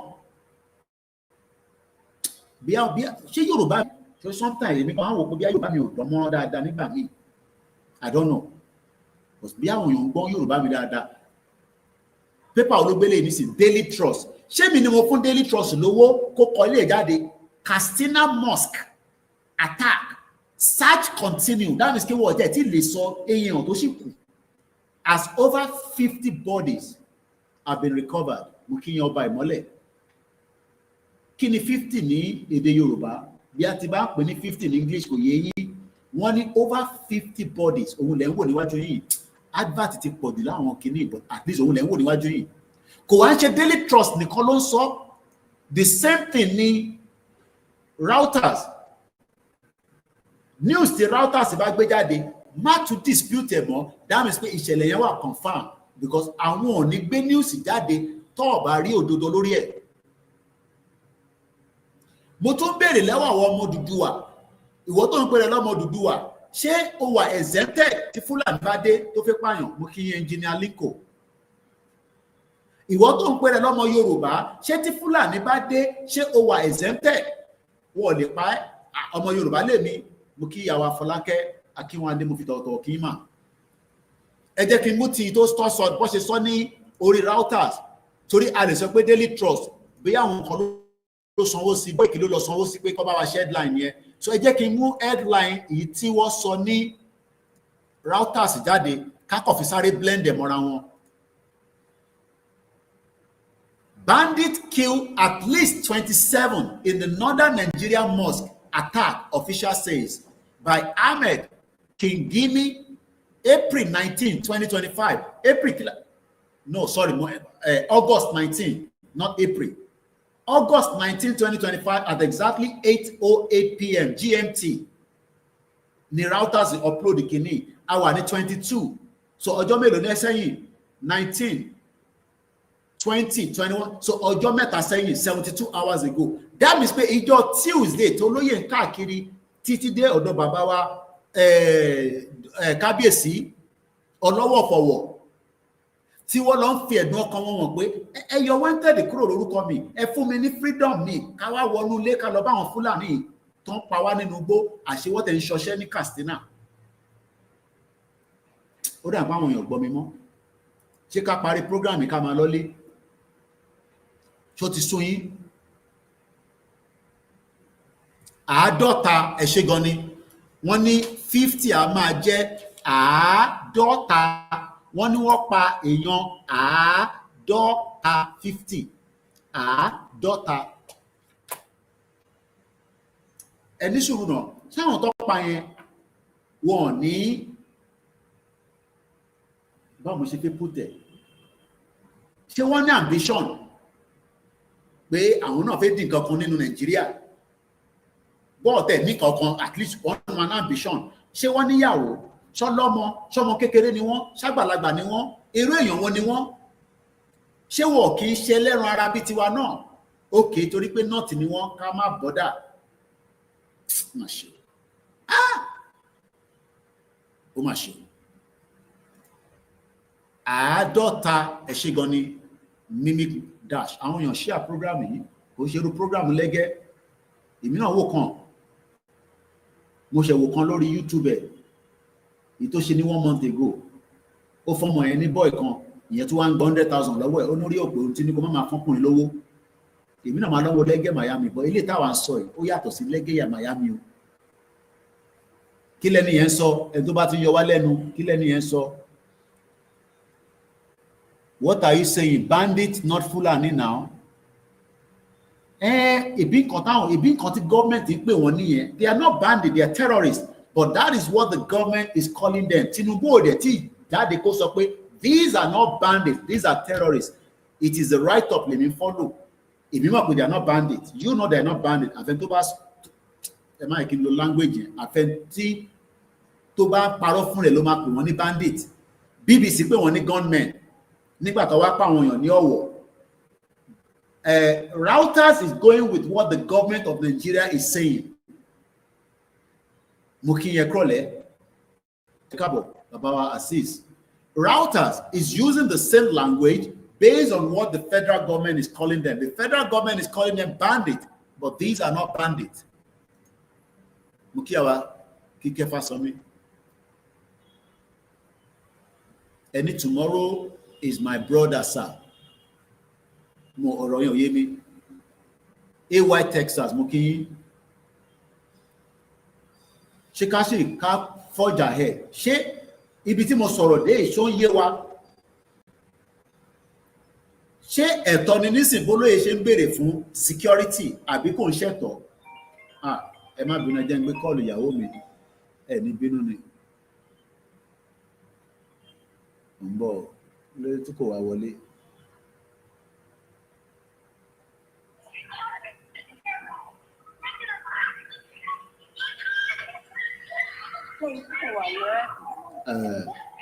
Ẹ ti wà níta.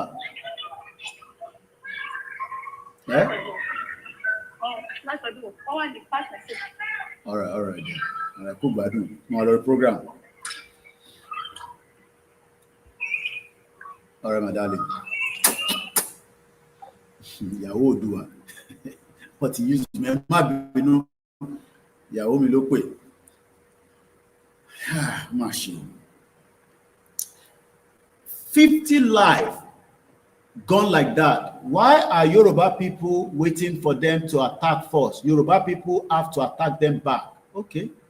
But so possible kí olóyè lọ attack wọn tí kò sí backup látọ̀dọ̀ àwọn ọba wa. So possible at this present time when he's a wanted man. Koiki Media bringing the world closer to your doorstep. Benny, Olami for real. I'm asking a question. Àwọn 50 tí wọ́n pa ní, this is still 50, there might be more, but that is what they're saying so far. Are they not human beings? Àádọ́ta èèyàn wọ́n pa wọ́n níjọ́ Tuesday, and the country is just quiet, everybody moves on, life is like, okay. Should we wait like that in Yoruba land?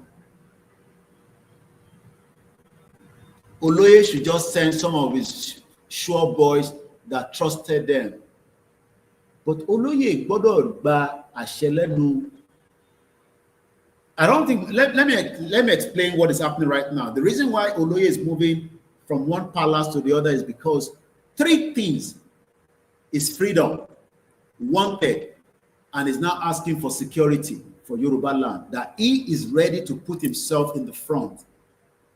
Somebody that is wanted cannot go and be doing security when he doesn't have his freedom and is wanted.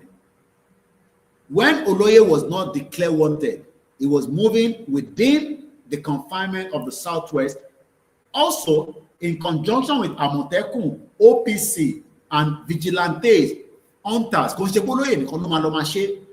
But right now, he is not able to do that in the last 4 years.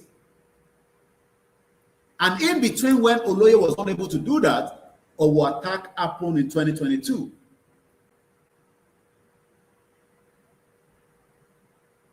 Eshegoni, Egbomi okay, Mike. Why is it, or can the reason to attack one in mosque? Someone you can say Muslim ni, because I want to attack you now. We are told that they are Muslim, they believe in Allah. But kilo de to long attack a mosque. Someone mosque here, I want a little bit different from the kind of mosque that they want them to operate.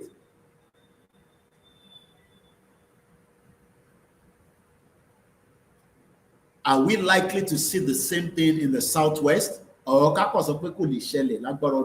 inshallah, láṣẹ àwọn tó láyé tó lọ́run. Pẹ̀lú tó ń ṣẹlẹ̀ ní Katsina yẹn kò lè wá sọ́dọ̀ wa, bó ṣe mọ̀ kó wá sọ́dọ̀ wa ní 2-3 years ago. But rather than the church, rather than the mosque tó ti wá, church ló ti ṣẹlẹ̀, tàbí pè ní St. Francis Catholic Church ní Ọ̀wọ̀. Bàbá mi Wàrísì tún rán wa létí pé Muslim ticket ara tó mú dé lélẹ̀ yìí, ẹ má bínú ẹ̀yin yẹn wa. Muslim ticket.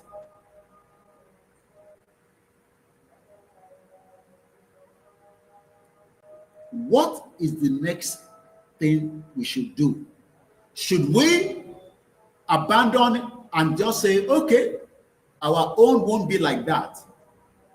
Well, without, and I said it in the program this morning, kudos to all our citizens within the Southwest.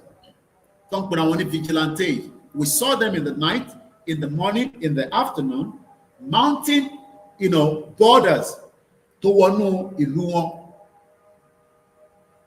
I was very happy to see a lot of them in different checkpoints.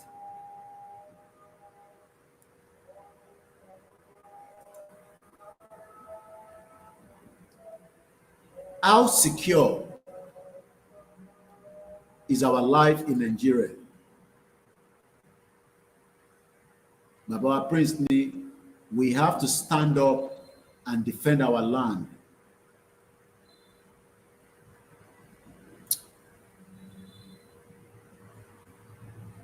Dizzy Man says, and I quote, the killings in Nigeria have been reported in the US media and got highlighted comment 3 days ago about Boya in America program but because we talked about the American government, the state of the insecurity in Nigeria. So it is likely lorry, but news that America program history pull it out. If you're with me in the program this morning, you will remember that we talked about the US government. I opened quite a lot of browsing websites. Okay, US report raises concerns over security and justice in Nigeria. And to the program, you remember we talked about this. That means that report into far report because Tibani Mote Borara 50 in Katsina. I know we were busy, but for whatever reason, we missed that. I would have talked about it in the morning when I was having my program. But rather, Mokolo straight see in America so to raise problem here. But into wahala yenisi only 50 adota èèyàn tí wọ́n pa ní Katsina. But into fún mi ní concern ni pé àwọn tó lọ pa inú mosque lọ pa wọ́n sí. So ìyẹn nísìn wọ́n fún mi ní worry pé mo kí ẹ simple rahim ṣé ní mọ́ṣáláṣí tiwa nílẹ̀ Yorùbá ní Southwest ṣé a lè sọ pé kò ń ṣerú àwọn èèyàn bẹ́ẹ̀ lọ máa pa, because I think the church were prone to be attacked at any time, because we saw that 3 years ago. Lord of Babawa Bade Geshi nílùú Ọ̀wọ̀ nígbà tó lọ pa wọ́n ní 2022. Àbíàmọ tó bá wo fídíò yẹn àbí tó bá kàn gbọ́ audio tó jáde nígbà yẹn èèyàn á máa sunkún tílẹ̀ máa fi ṣú. But we are human that forget things quickly. Ara máa ń tètè tù wá, ara máa ń tètè dẹ̀ wá, but not the journalists, because journalists á máa rán yín létí pé ìṣẹ̀lẹ̀ tó ṣẹlẹ̀ ní Ọ̀wọ̀, it is still likely to happen. Àbí mo parọ́?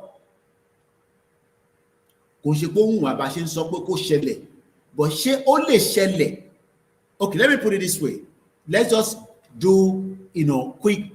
The incident that happened, that occurred in Ọ̀wọ̀ in 2022, ẹ jẹ́ lọ mú incident yẹn jáde again. Níbo ló wà again?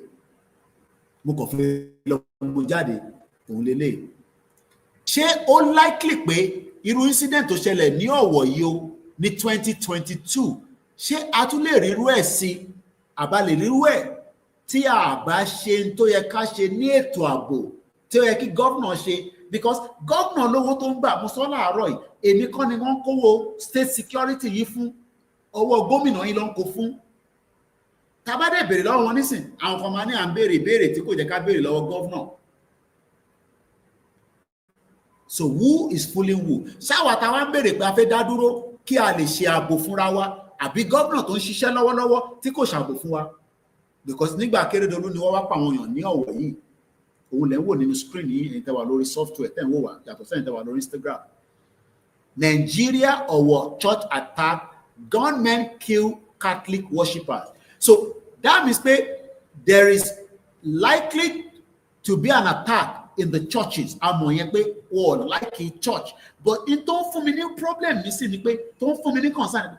Why to you lọ jẹ́ pé nu mọ́ṣáláṣí lọ́lọ́pàá àwọn èèyàn sí níjọ́ Tuesday àádọ́ta èèyàn lọ́lọ́pàá. Bàbá yìí ní attack them too. Tẹ́yìn náà bá ti máa wá kájọ lọ ṣe, it's easy said and done. Process yẹn ni à ń béèrè nísìn, this insecurity. But like I said, àwọn vigilante ń gbìyànjú, but wọ́n ní púpọ̀ nínú wọn tí mo rí bí a ní mo rí walkie-talkie lọ́wọ́ wọn. So kí ni jẹ́ gọ́vnà rírà àwọn kìíní yẹn fún wọn ni àwọn títì mo sọ láàárọ̀ mo ní wọ ọ̀dà ọ̀kadà lọ ní empower àwọn ní state yín but voice olóyè tó bá accepted nílẹ̀ Yorùbá pé kó bá wọn dá sí ọ̀rọ̀ security Fúlàní olóyè kan ló máa wà ní gbogbo everywhere but the fact that pé tó bá kọ̀ gbọ́ pé olóyè gbéra láti ibi tó bá ti gbéra tó wọnú state yẹn tó dẹ̀ sọ pé olóyè ń lọ sí ibi tí wọ́n ti yọ wọ́n lẹ́nu Fúlàní á máa wọ̀gbẹ́. Then everybody should stand up. This is not the time to take all this matter as a joke. Now, ẹ jẹ́ ká wá padà sọ́dọ̀ President Bola Tinubu. Ṣé àṣẹ Bola Tinubu ni ìyẹn president tí wọ́n bá wá sọ̀rọ̀ lórí security tó ń ṣẹlẹ̀ ní Southwest? Muslim ticket. Because you will expect that this government should look into the issues of this insecurity. How many more lives needs to die before Tinubu look into this issue? Then Yawa Folake wani, Grandma wani, that is why everyone should go their separate ways. Kódà DW tó jẹ́ news Germany àwọn náà gbé story yẹn òun lẹ ń wò tí mo tó wà wájú mi. Nigeria bandits go on killing spree in Katsina State. Àwọn tẹ̀ lọ straight ní Nigerian bandits. DW. Scores were killed and dozens kidnapped. Kò tẹ́ ṣe pé wọ́n pa àwọn èèyàn nìkan, wọ́n tún jí àwọn èèyàn gbé lọ. Wọ́n tó jí gbé lọ tó bá jẹ́ obìnrin láàrin wọn àti mọ̀ tó máa fi wọ́n ṣe àní láti máa sọ̀rọ̀ lórí social media. We know what they will do with them. Dozens kidnapped after bandits attacked a mosque in the Nigerian town of Uguwa, Mantu, and set homes ablaze in nearby villages. Wọ́n ṣe jàǹbá mẹ́ta, wọ́n pa àwọn èèyàn sínú mọ́ṣáláṣí, wọ́n kó àwọn èèyàn lọ, wọ́n tún jólé àwọn èèyàn. How long can we live in this situation? How much time ta lè gbé nínú ilé ayé tá gbé? How much more time do we have? Ìjọ́ mélòó gan la fẹ́ lò láyé tá tẹ̀ ń face problem tó pọ̀ tó yìí lórí ọ̀rọ̀ security àti sọ̀rọ̀ lórí identity and sọ̀rọ̀ lórí welfare. Ìjọ́ mélòó níyàn fẹ́ lò láyé? I am 1978. Kàbá bẹ Ọlọ́run títí tó bá máa tó stage kankan àwọn tó bá wà lágbọ́ kan sí àwọn bàbá ní fún 150 years tó bá yà á máa bèrè pé iṣẹ́ tí ṣó ti yá ṣe fẹ́ máa lọ ambọ̀sì. Ẹ jẹ́ ń gbé call tó bọ̀ yìí, ó wà very important. Hello ẹ̀gbọ́n mi. Now, àlàáfíà, mo dúpẹ́ fún Elédùmarè. Mo ń bá yín tọ́jú ẹ̀wọ́ ni ẹ máa àbúrò yín tẹ̀sán mọ́ àrùn program kí ló ṣẹlẹ̀. Àbúrò yín tẹ̀ máa bèèrè gbogbo gbà. Ẹ máa sọ lọ. Àbúrò yín wò lẹ́ ń béèrè, mo ní mò ń tọ́jú àbúrò yín, ẹ̀dẹ̀ ní mo rẹ̀ gbogbo gbà. Ẹ ti fún mi láàbúrò yín, ẹ tún béèrè lọ́wọ́ mi. Ẹ̀yẹ́ ní nọ́mbà àbúrò yín, ẹ̀ pa àbúrò yín náà.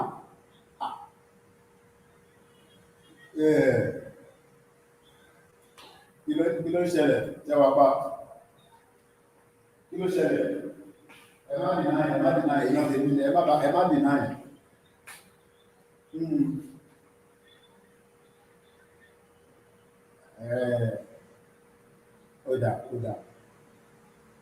Ó dà, máa bá sọ̀rọ̀.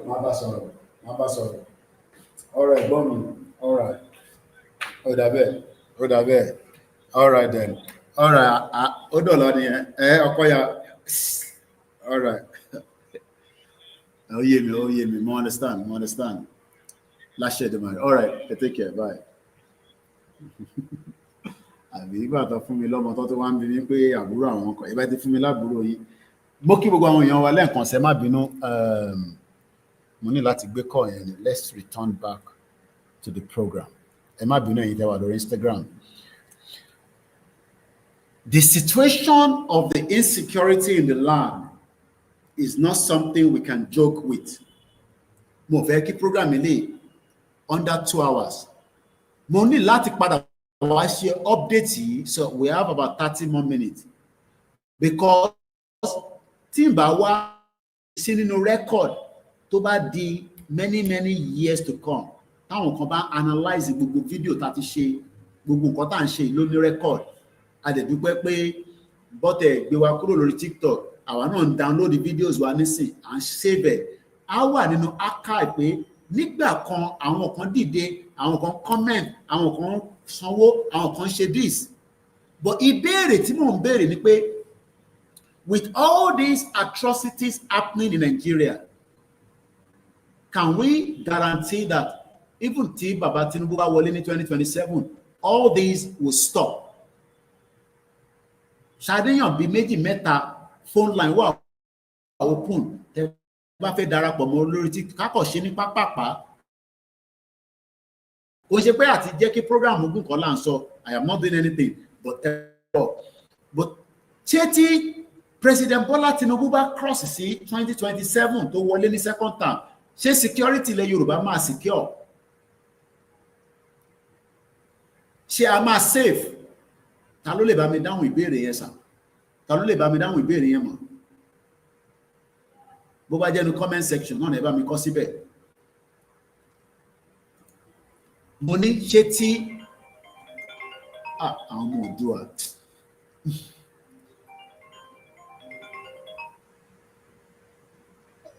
I'm on the program, man. How are you? Are you back home? Hello. How are you? Let me call you back. I'm almost done. Okay? All right. Love you. I'll call you when I finish. Ẹ má bínú ẹ̀yin o, àmọ́ yín ló pè. Mo ní ṣé President Bola Ahmed Tinubu tí mo sọ ní some few weeks back ká tó travel. How many people remember that 8-point agenda of President Bola Tinubu? I think I still have it somewhere in my Timo downloaded. I think it's a PDF. Ẹ jẹ́ lọ wò bí a máa rí. Ẹ jẹ́ ká àti rí nǹkan tó ṣẹlẹ̀ ní Katsina. Now, let's come back to President Bola Tinubu 8-point agenda. Because nínú 8-point agenda yẹn, security wà nínú ẹ̀. Fún ẹni tí kò tí mọ̀, ní ọ̀la yìí ni mò ń sọ Saturday ta fi mú ìwé ti wọlé tọ́ yìí. Ẹ bá wa darapọ̀ sí Ilé-Ifẹ̀ tí gbogbo wa pátá tí à ń lọ bá Kábíyèsí.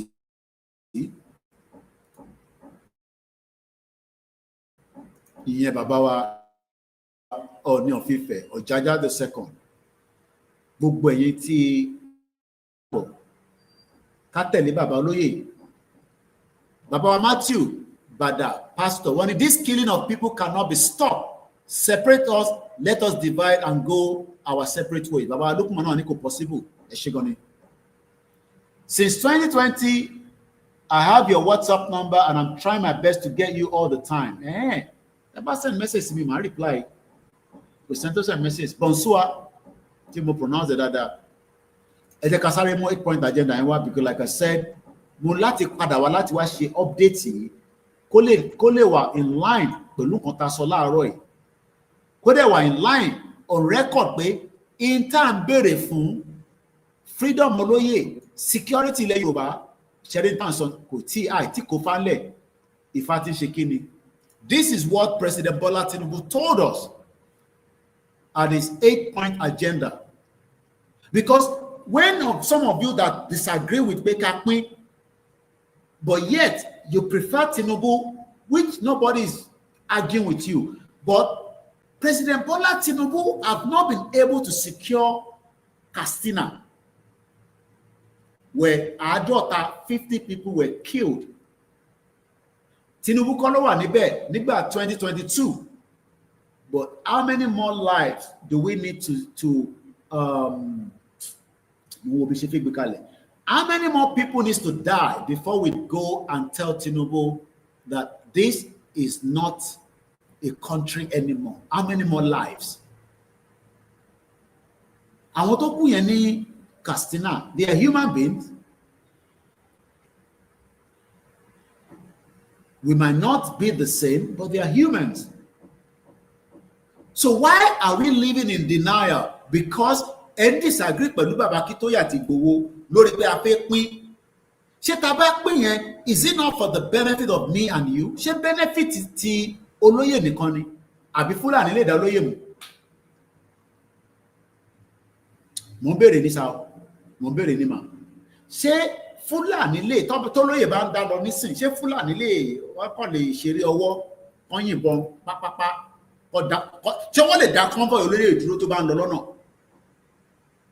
Olóyè drive nísìn láti anywhere ìwílẹ̀ Yorùbá kódà títí dé north, ṣé Fúlàní lè dá dúró?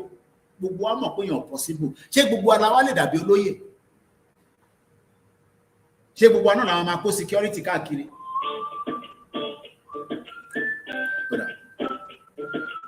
Ṣé gbogbo wa ni a máa kó security káàkiri? Ẹ já lọ sọ́dọ̀ bàbá wa ID Noble. Ẹ bá gbóhùn sókè. Ẹ ti wọlé orí speaker ló wà tó bẹ́ẹ̀ bá gbọ́ mi dáadáa ìyẹn máa sọ̀rọ̀ lọ àwa tí ń gbọ́ yín. Ẹ bá gbóhùn sókè sà. Ojú àwọn wa kò ní bí ọ̀dàlẹ̀. Láṣẹ Èdùmàrè. Number one, question tẹ́ béèrè ẹni pé kí ló dé tán fi lọ ń pa wọ́n ní mosque pé àti mùsùlùmí tí wọ́n tó tó yàtọ̀ sí mùsùlùmí tàwọn ni. Bẹ́ẹ̀ ni mọ́sálásí tó ti lọ pààyàn yẹn ó ṣe Fúlàní ló ń lọ mọ́sálásí yẹn o. Ẹ̀ka tó yẹ ká máa dìmú ni mùsùlùmí yẹn Haúsá àwọn Haúsá ni o. Gbogbo mọ́sálásí bá gbọ́ pé wọ́n lọ attack Haúsá ni o. Haúsá ni majority ní gbogbo yẹn. So mùsùlùmí ti Fúlàní bí ó bá wọn ṣe é ṣe ó yàtọ̀ sí bí àwọn Haúsá náà. So wọ́n eliminate àwọn Haúsá yẹn ni. Wọ́n ti gbé bóyá pé ta máa rò pé bóyá pé ti bí mùsùlùmí ni wọ́n mùsùlùmí kí lórúkọ ẹ̀ wọ́n ní wọn ò fẹ́ ìwé wọn ò fẹ́ mùsùlùmí títí tàwọn nọ́ọ̀sì náà o.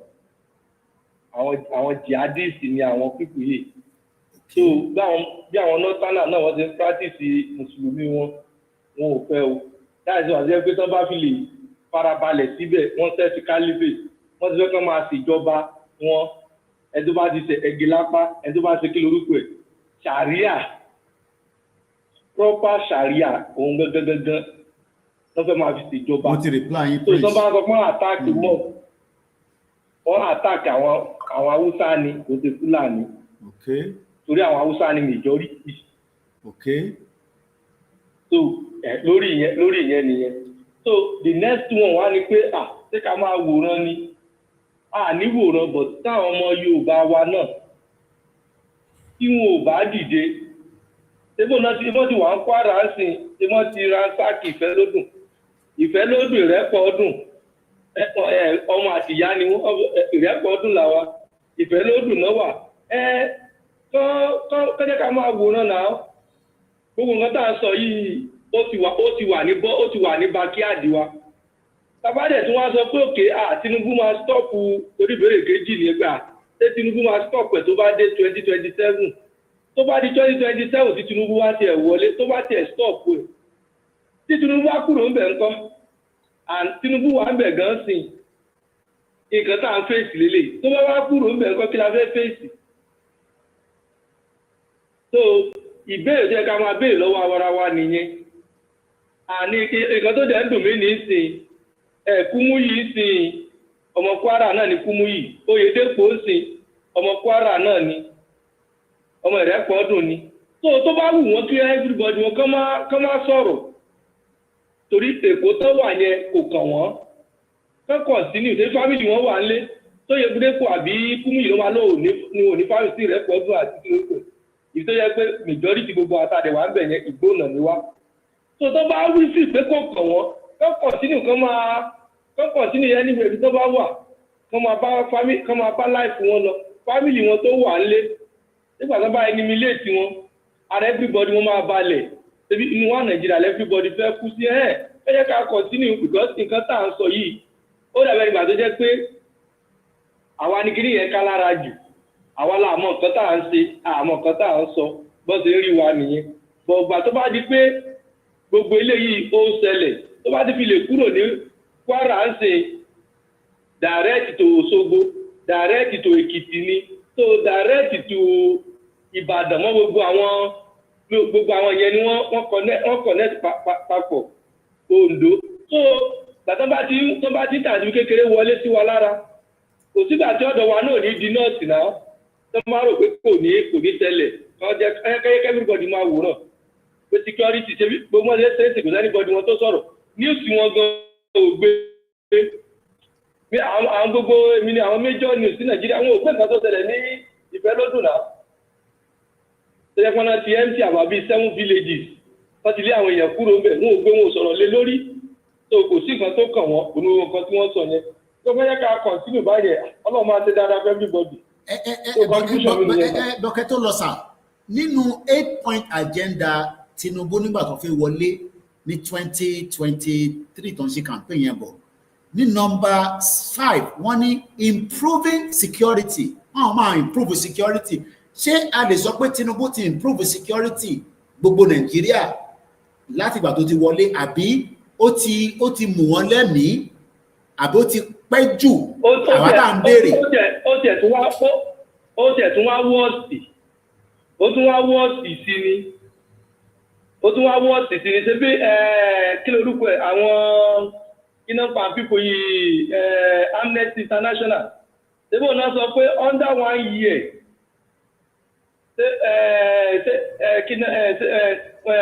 16,000 plus bóyá 2 years ni tán ló tó ti kú ádẹ̀ ní 2 million ni wọ́n jí gbé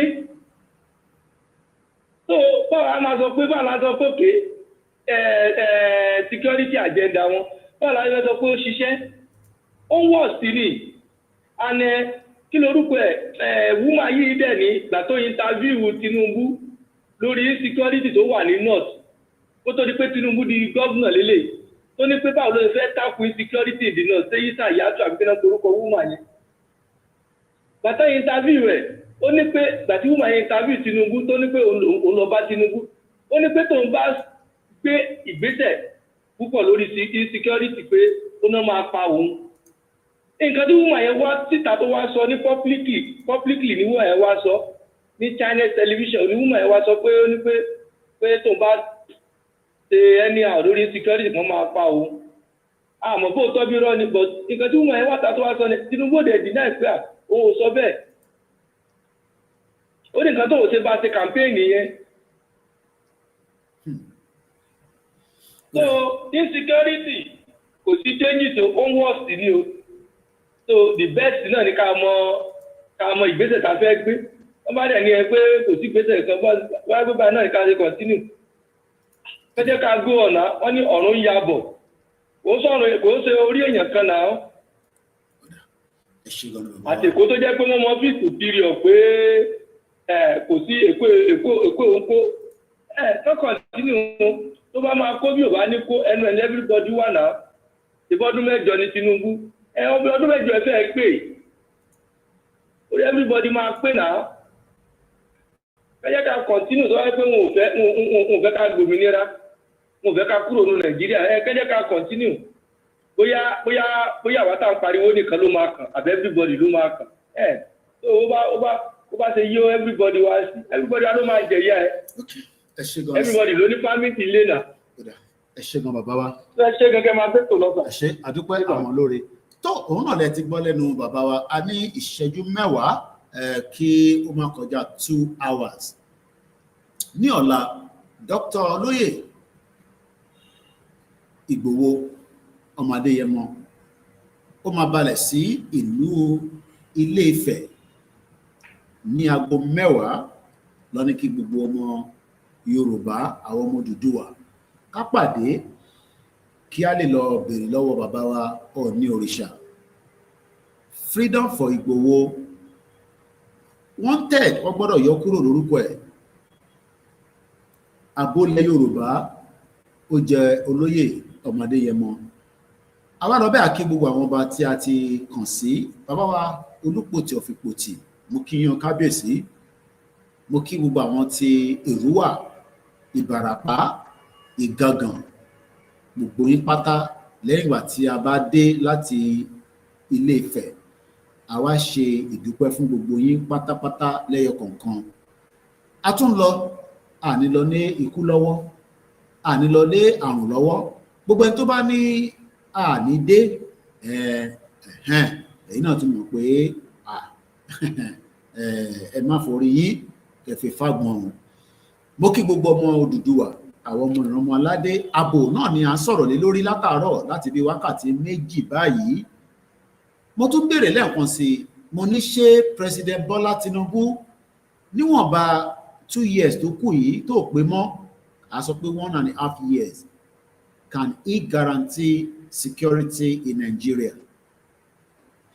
or ní ilẹ̀ Yorùbá ní Southwest, or should we just accept that the architect of the security has failed and it is time now that we have alternative? And what is that alternative? Kí lẹ̀yin rò tó jẹ́ alternative? Should we fold our hands? Lagos nìkan kọ́ là ń sọ o, à ń sọ̀rọ̀ nípa Kwara, Kogi, Ondo, Ọ̀yọ́, Ọ̀ṣun, Èkìtì, títí dé Ogun State. We hope that many of us will not live in denial.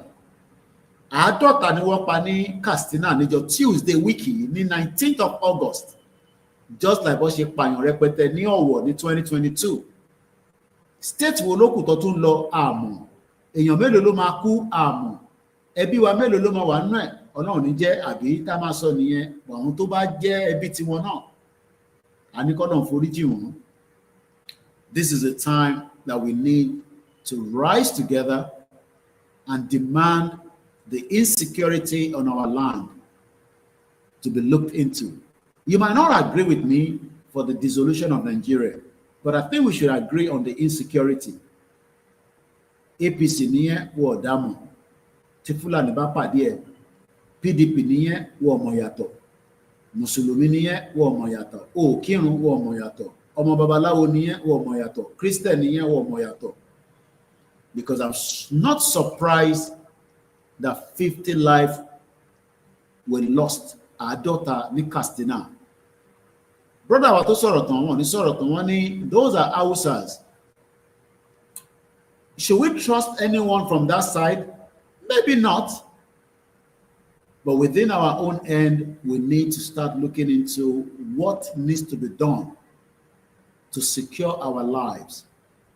Only might really affect them, you know, but be rest assured that many of our people are living in fear of the insecurity. For the little traveling we did, last Sunday, Monday, Tuesday, 3 days. Like I said, you are likely not to get a response from the security forces if any attacks happen within our territory. Support. As I leave us again, the next signal will be coming from my team all the way from Ile-Ife. And we look forward to seeing some of you for the first time, or those that we have seen in the last 72 hours. Everybody may shout out. Baba wa Koiki, kí mi náà shout out yín padà. Gbogbo ẹ̀yin tí a jọ ya picture, send the picture yín sí mi. Kí mi náà archive ẹ̀. Èmi ń kọ́ ìtàn tèmi lọ nìyẹn. I hope you are writing yours as well. And you are not against what we are doing. Má torí Tinubu kó wà against the ìran Yorùbá nation, Odùduwà Republic, Odùduwà Kingdom. Tinubu has enjoyed the best of his life. He has achieved what MK Abiola could not achieve. But what about us on our land, that our identity, our culture, our language is being destroyed? Britain, by 2075, Nigeria will be a better place.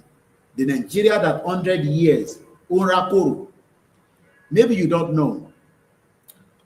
200,000 naira will only give you 70,000 safer. And that is the giant of Africa. Yes, the economic reform of Tinubu, they might tell you, like I saw yesterday, we have about $41 billion in reserve. Let him do every goddamn thing to put Nigeria back on track record. To bá gbé power sílẹ̀ ní 2031, kò ní pé oṣù kan, wá destroy gbogbo padà. So kí wá ní wàhálà, kí ni ìdààmú tí bàbá yìí fi ṣe? Àwọn kan ní game player ni ó mọ tó fẹ́ ṣe kọ́nà fún lẹ́mìí gúngùn tó bá yọ ẹ̀mí kúrò lára ẹ̀. We know what they can do. For 2 years, ara wọn balẹ̀ ní north. Not that Tinubu is doing anything different from Buhari. I said to Tinubu, divide every military parastatus. Tabani aircraft mẹ́ta fún wa ní mẹ́ta, gbé méjì sọ́hùn tó bá lè fún àwọn ọmọ Ìgbò lẹ́yọ kan, ẹ fi kan sí Ìbàdàn, ẹgbẹ́ kan sí Oǹdó, ẹ̀dẹ̀jù kan sáàrin méjì, so that tó bá fẹ́ attack, we have it. I hope he's doing all this. The El-Rufai, they will play a lot moving to 2027. Intervention, I don't know. I don't have any intelligence yet, but we know what they're capable of. We know what they're capable of. We have seen it happening in Yoruba land. All this massacre, the late Malafia warned us. Owó ìjẹwọ́níyà, logistics kò jẹwọ́níyà, network kò jẹwọ́níyà. They have whatever it takes. This is not about social media. We're talking about human life that got killed in Katsina. 50 lives. But who am I when most of you are not even bitter about the death? But I am concerned about the Yoruba people. I've seen a lot of people that have called me in the past and say, I don't think so. Many people that call me behind the scene and say, look, you might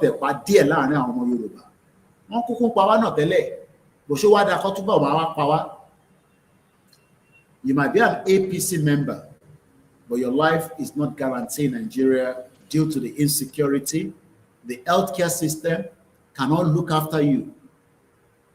The educational system is poor. There is no welfare. Our life is in danger on a daily basis. Look, my kitchen is full of meal. Even in Africa, I can live in Africa for 2 good years.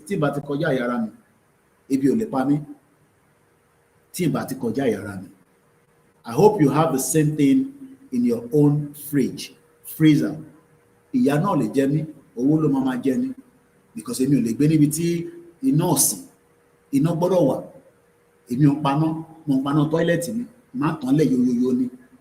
many things are wrong in Nigeria, but many of you continue to play the game as if nothing is wrong. We can call ourselves back and realize the truth. Oh, they bought it up by it's in the church, because they don't want you to understand that your life is in danger. This is the time that we need to wake up. Asikota wayi kò ń ṣeré rárá. Asikota máa demand ẹ̀tọ́ wa. Britain ló kó wa papọ̀. Wọ́n ní after 100 years, a lè review ẹ̀. Tó bá ṣiṣẹ́, tó bá dẹ̀ ṣiṣẹ́, mo tún béèrè lọ́wọ́ tiẹ̀, mo béèrè lọ́wọ́ tèmi. Ṣé Nàìjíríà ń ṣiṣẹ́? Tó bá náà ṣiṣẹ́ fún ẹ, it's okay. But èmi mọ̀ pé àwọn tèmi ti rí láti Ìbàràpá tí gbogbo bí ta drive kọjá, they are doing very well. Beautiful places. I've not accessed the camera to give you some of the Moya picture they be pé gbogbo àwọn àpáta yẹn. Inú mi dùn láti inú mọ́tò bí ṣe ń rí ni. But most of them might not understand that their life is in danger.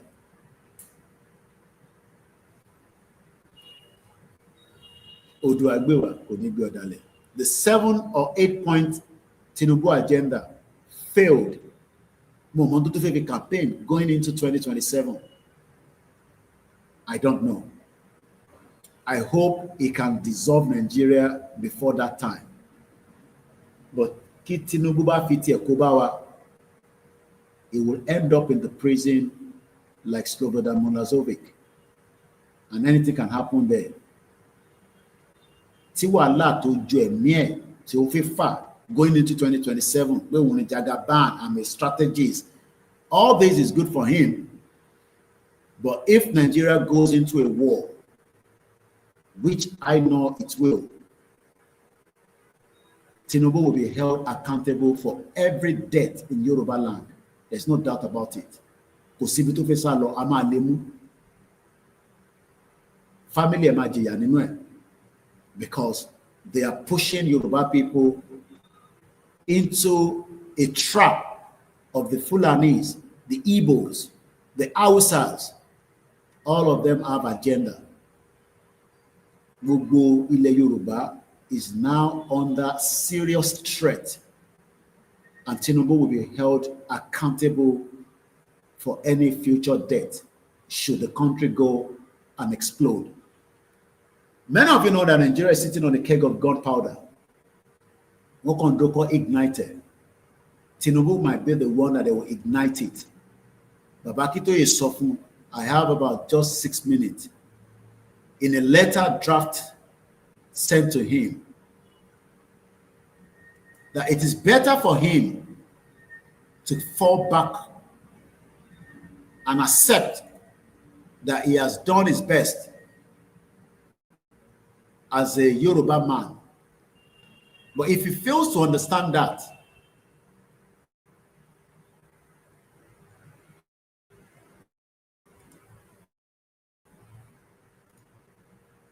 I will not see him when that time comes. I pray we will all be alive.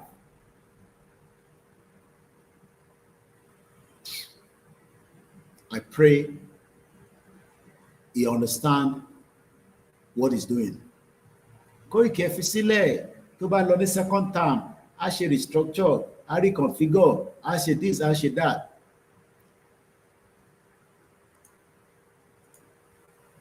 Nobody knows what is going to happen going into 2027. And that's the letter tí Babakito kọ sí Tinubu. We have 4 minutes. Mako so briefly, as this program will end in 4 minutes. Mo dúpẹ́ lọ́wọ́ gbogbo ẹ̀yin tí ẹ ràn iléeṣẹ́ wa lọ́wọ́, ẹ má jẹ́ kó sú yín, ẹ má jẹ́ kó rẹ̀ yín.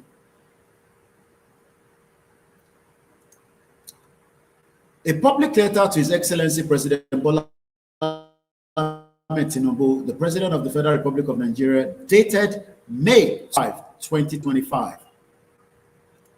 Your Excellency, President of Nigeria, and most eminent son of our Yoruba nation today, we, your people and kinsmen, representing millions of Yoruba people, àti Odùduwà ló pè ní àti Yorùbá ni, kò sí ìyàtọ̀ níbẹ̀,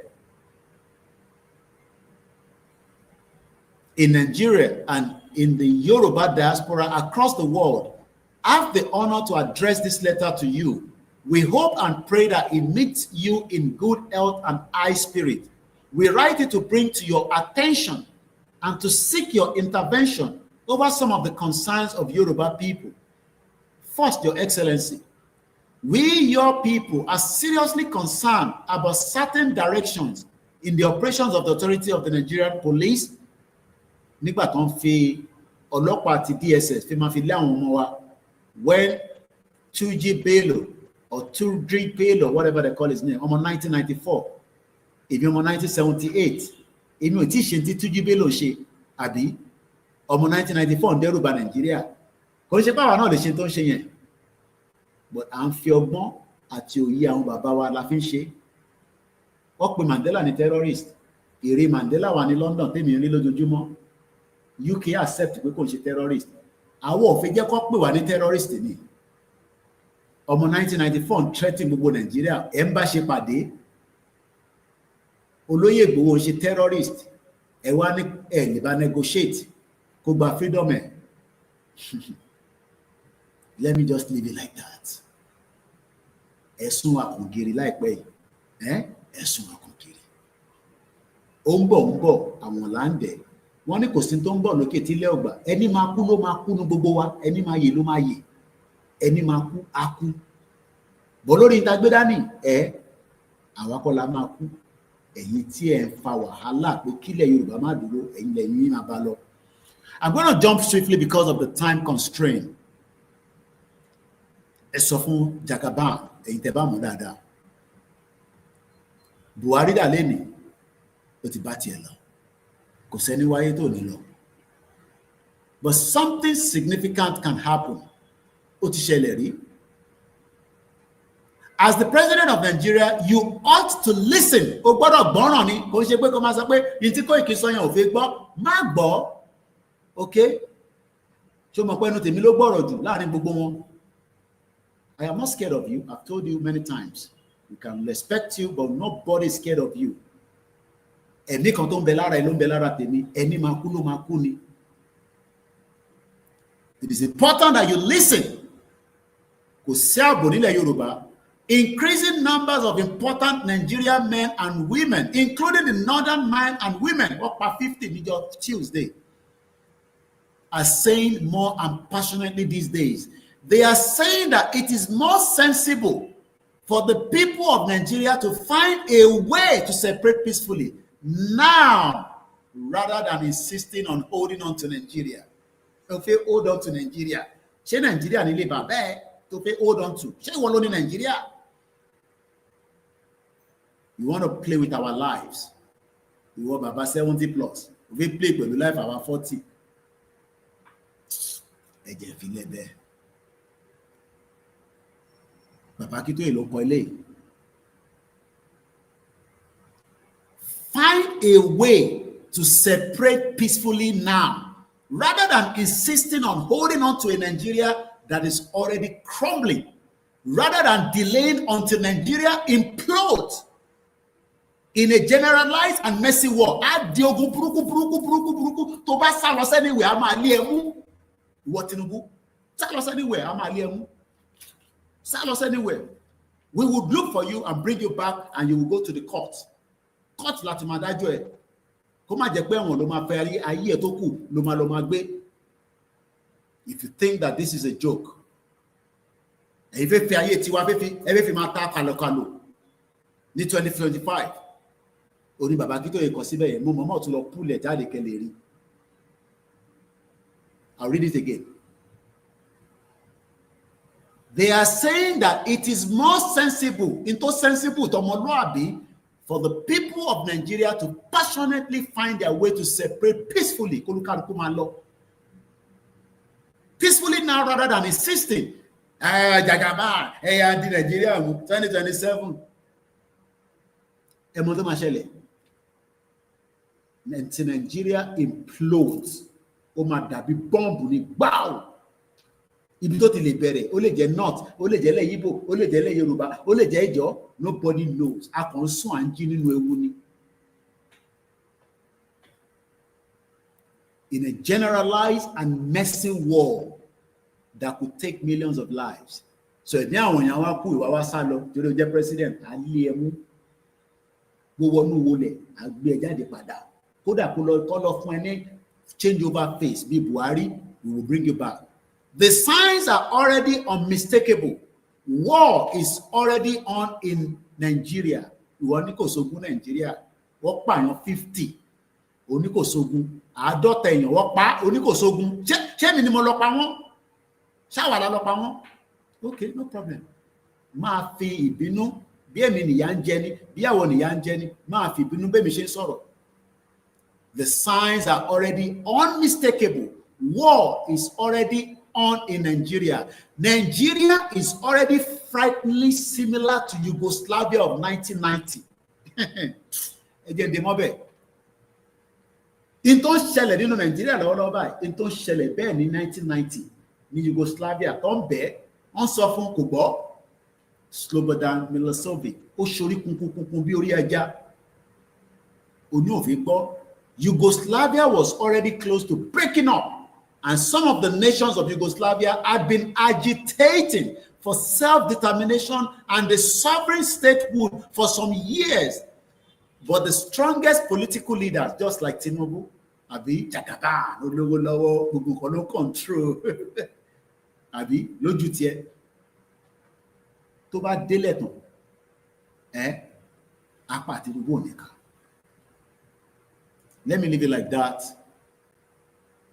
Kò má ní mò ń dẹ́rù bẹ̀. Lọ Google Yugoslavia, kí ló ṣẹlẹ̀ níbẹ̀? Lọ Google ẹ̀, kó jókòó kó wo fídíò. Ètò ṣẹlẹ̀ ní Yugoslavia, ó ti wà ní Nàìjíríà báyìí. Ẹ sọ fún Jagaban, ó ti gbìyànjú, ó ti ṣe tí bàbá Awólọ́wọ̀ ò lè ṣe, ló ti di president, ó ti ṣe tẹ́ǹkì wò lè ṣe, kí ló tún fẹ́? Ṣó dìgbà táwọn ti Fúlàní El-Rufai tó bá kó nǹkan wọlé, tó bẹ̀rẹ̀ sí pa àwọn èèyàn tó kún sùn lọ, àbí ẹ wá ní president ẹ fẹ́ gbé sá lọ?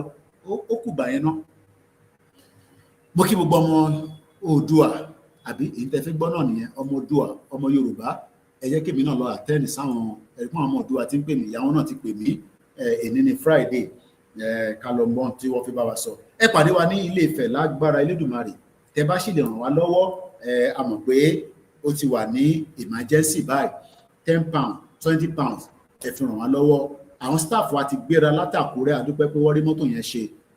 Mo ti send owó hotel sí wọn, but ká sì ṣe ní extra dání. Àwọn tó sì máa fà mí lẹ́sẹ̀, àwọn tó máa pè, èyí tí bá lè ṣe náà ni máa ṣe. Mo kí bàbá wa Professor Adébánjí Akíntóyè tó ń to ọkọ̀ náà pé ẹ ṣe sùúrù, ẹ ṣàjẹkára máa tó. Ṣẹ́rí kí mo sọ fún yín pé mo máa wà nílé tá a bá bẹ̀rẹ̀ rally, màá tún wà nílé tí rally bá ń lọ lọ́wọ́lọ́wọ́, àdúpẹ́ fọlọ́run. Rally kọ́ là ń bá lọ lọ́la o, security ni, but ọlọ́gbọ́n ló máa mọ oyè yín. Nígbà tá a bẹ̀rẹ̀, ẹnu yín tàtàtàtàtà, ṣé bó ṣe máa rí náà lélẹ́yìí, ṣé bẹ́ẹ̀ ṣe fẹ́ ṣe náà lélẹ́yìí, ẹ̀rí Ìbàràpá, ẹ̀rí pé olóyè lọ bèrè ẹ̀tọ́ ẹ̀, ẹ̀ ṣáà rí èrò, ẹ jẹ́ ká tún pàdé lọ́la. Ẹ̀yin náà wá àwọn èèyàn ní àdúgbò yín, ẹ ra data fún wọn, tó bá ti go live, ẹ fún wọn lówó epo kọ́rọ̀ kadà, káwọn ọlọ́kadà tẹ̀lé wọn lẹ́yìn, ẹ wá ṣe jẹ́jẹ́. Máa tọ́ bá tẹ̀ wọ́n tẹ̀ mí náà mọ́lẹ̀. Ìyàwó mi tẹ̀ ní mo ń ṣe bí bọ̀tá, wọ́n tẹ̀ mí mọ́lẹ̀, ẹ tó tẹ̀ mí mọ́lẹ̀ ṣe ni mo tún ní thank you. Tó bá tẹ̀ mọ́lẹ̀, ẹ sọ pé thank you. Èrò pọ̀. Akílọ̀ tẹ̀ mí mọ́lẹ̀, màá náà lóògùn, màá náà yàn kankan lóògùn o, ká má náà wọn náà lóògùn níbẹ̀ o. Lóògùn o. Wọ́n tẹ̀ mí náà mọ́lẹ̀ o, ẹsẹ̀ mi kò tí ì jiná. Búùtù ni máa wọ̀ lọ́la nísìnyí, ẹ lè máa tẹ̀ mí pa bẹ́ẹ̀ yẹn. So tèrò bá pọ̀, ẹ jẹ́ ká dẹ̀ fọ́nù táwọn security bá ń sọ, gbogbo àná la fẹ́ lólóyè, la fẹ́ bá ya picture, la fẹ́ súnmọ́, but security gbọ́dọ̀ wà. Ẹ ti understand? Ẹ jẹ́ ká ṣe jẹ́jẹ́. Tẹ́ bá ti rí mi lọ́la, ẹ ṣe shout out for me. Koiki Media, bringing the world closer to your doorstep. Thank you so much. Sweet love and good night from here. Ó dọ̀la lágbára Ọlọ́run ní Ilé Ifẹ̀, níbi tó rúsùn gbogbo ọmọ Yorùbá tí ń ṣe kí ni. Mo tẹ̀ débẹ̀ ó ti jẹ́ mọ̀ bí ọmọ débẹ̀ rí, mo débẹ̀ ọ̀làṣà Ọlọ́run aṣọ àdọ́là. Thank you so much. God bless you all. Ìtàmà lè mọ̀ ní alẹ́ nìyẹn. Tó bá dẹ̀ di ọ̀la, àwọn staff wa, they will do what they do best to make sure that you are well connected. We pray that the internet will be different from our state Tatilotele. I don't know what the infrastructure is in Osun State, but we are hoping and praying that it will far better than the ones that we have experienced. Tẹ́ bá wà lórí program tó wọ́n lá, ẹ má máa sọ pé ọwọ́ yín shake, kí ni yín shake, because our on the move, àwọn ọmọ yẹn rìn, wọ́n move. Màmá mi dẹ̀ tí ọmọ kì í sọ fún wọn kó slow down, eré sísá yẹn nínú mọ́tò, gbogbo náà láti ṣàlàyé fún wọn. So mo kí bàbá kí tó yẹ lẹ́ẹ̀kan sí o, ọbẹ̀ Elédùmarè, àjẹkárí yín pẹ́ o.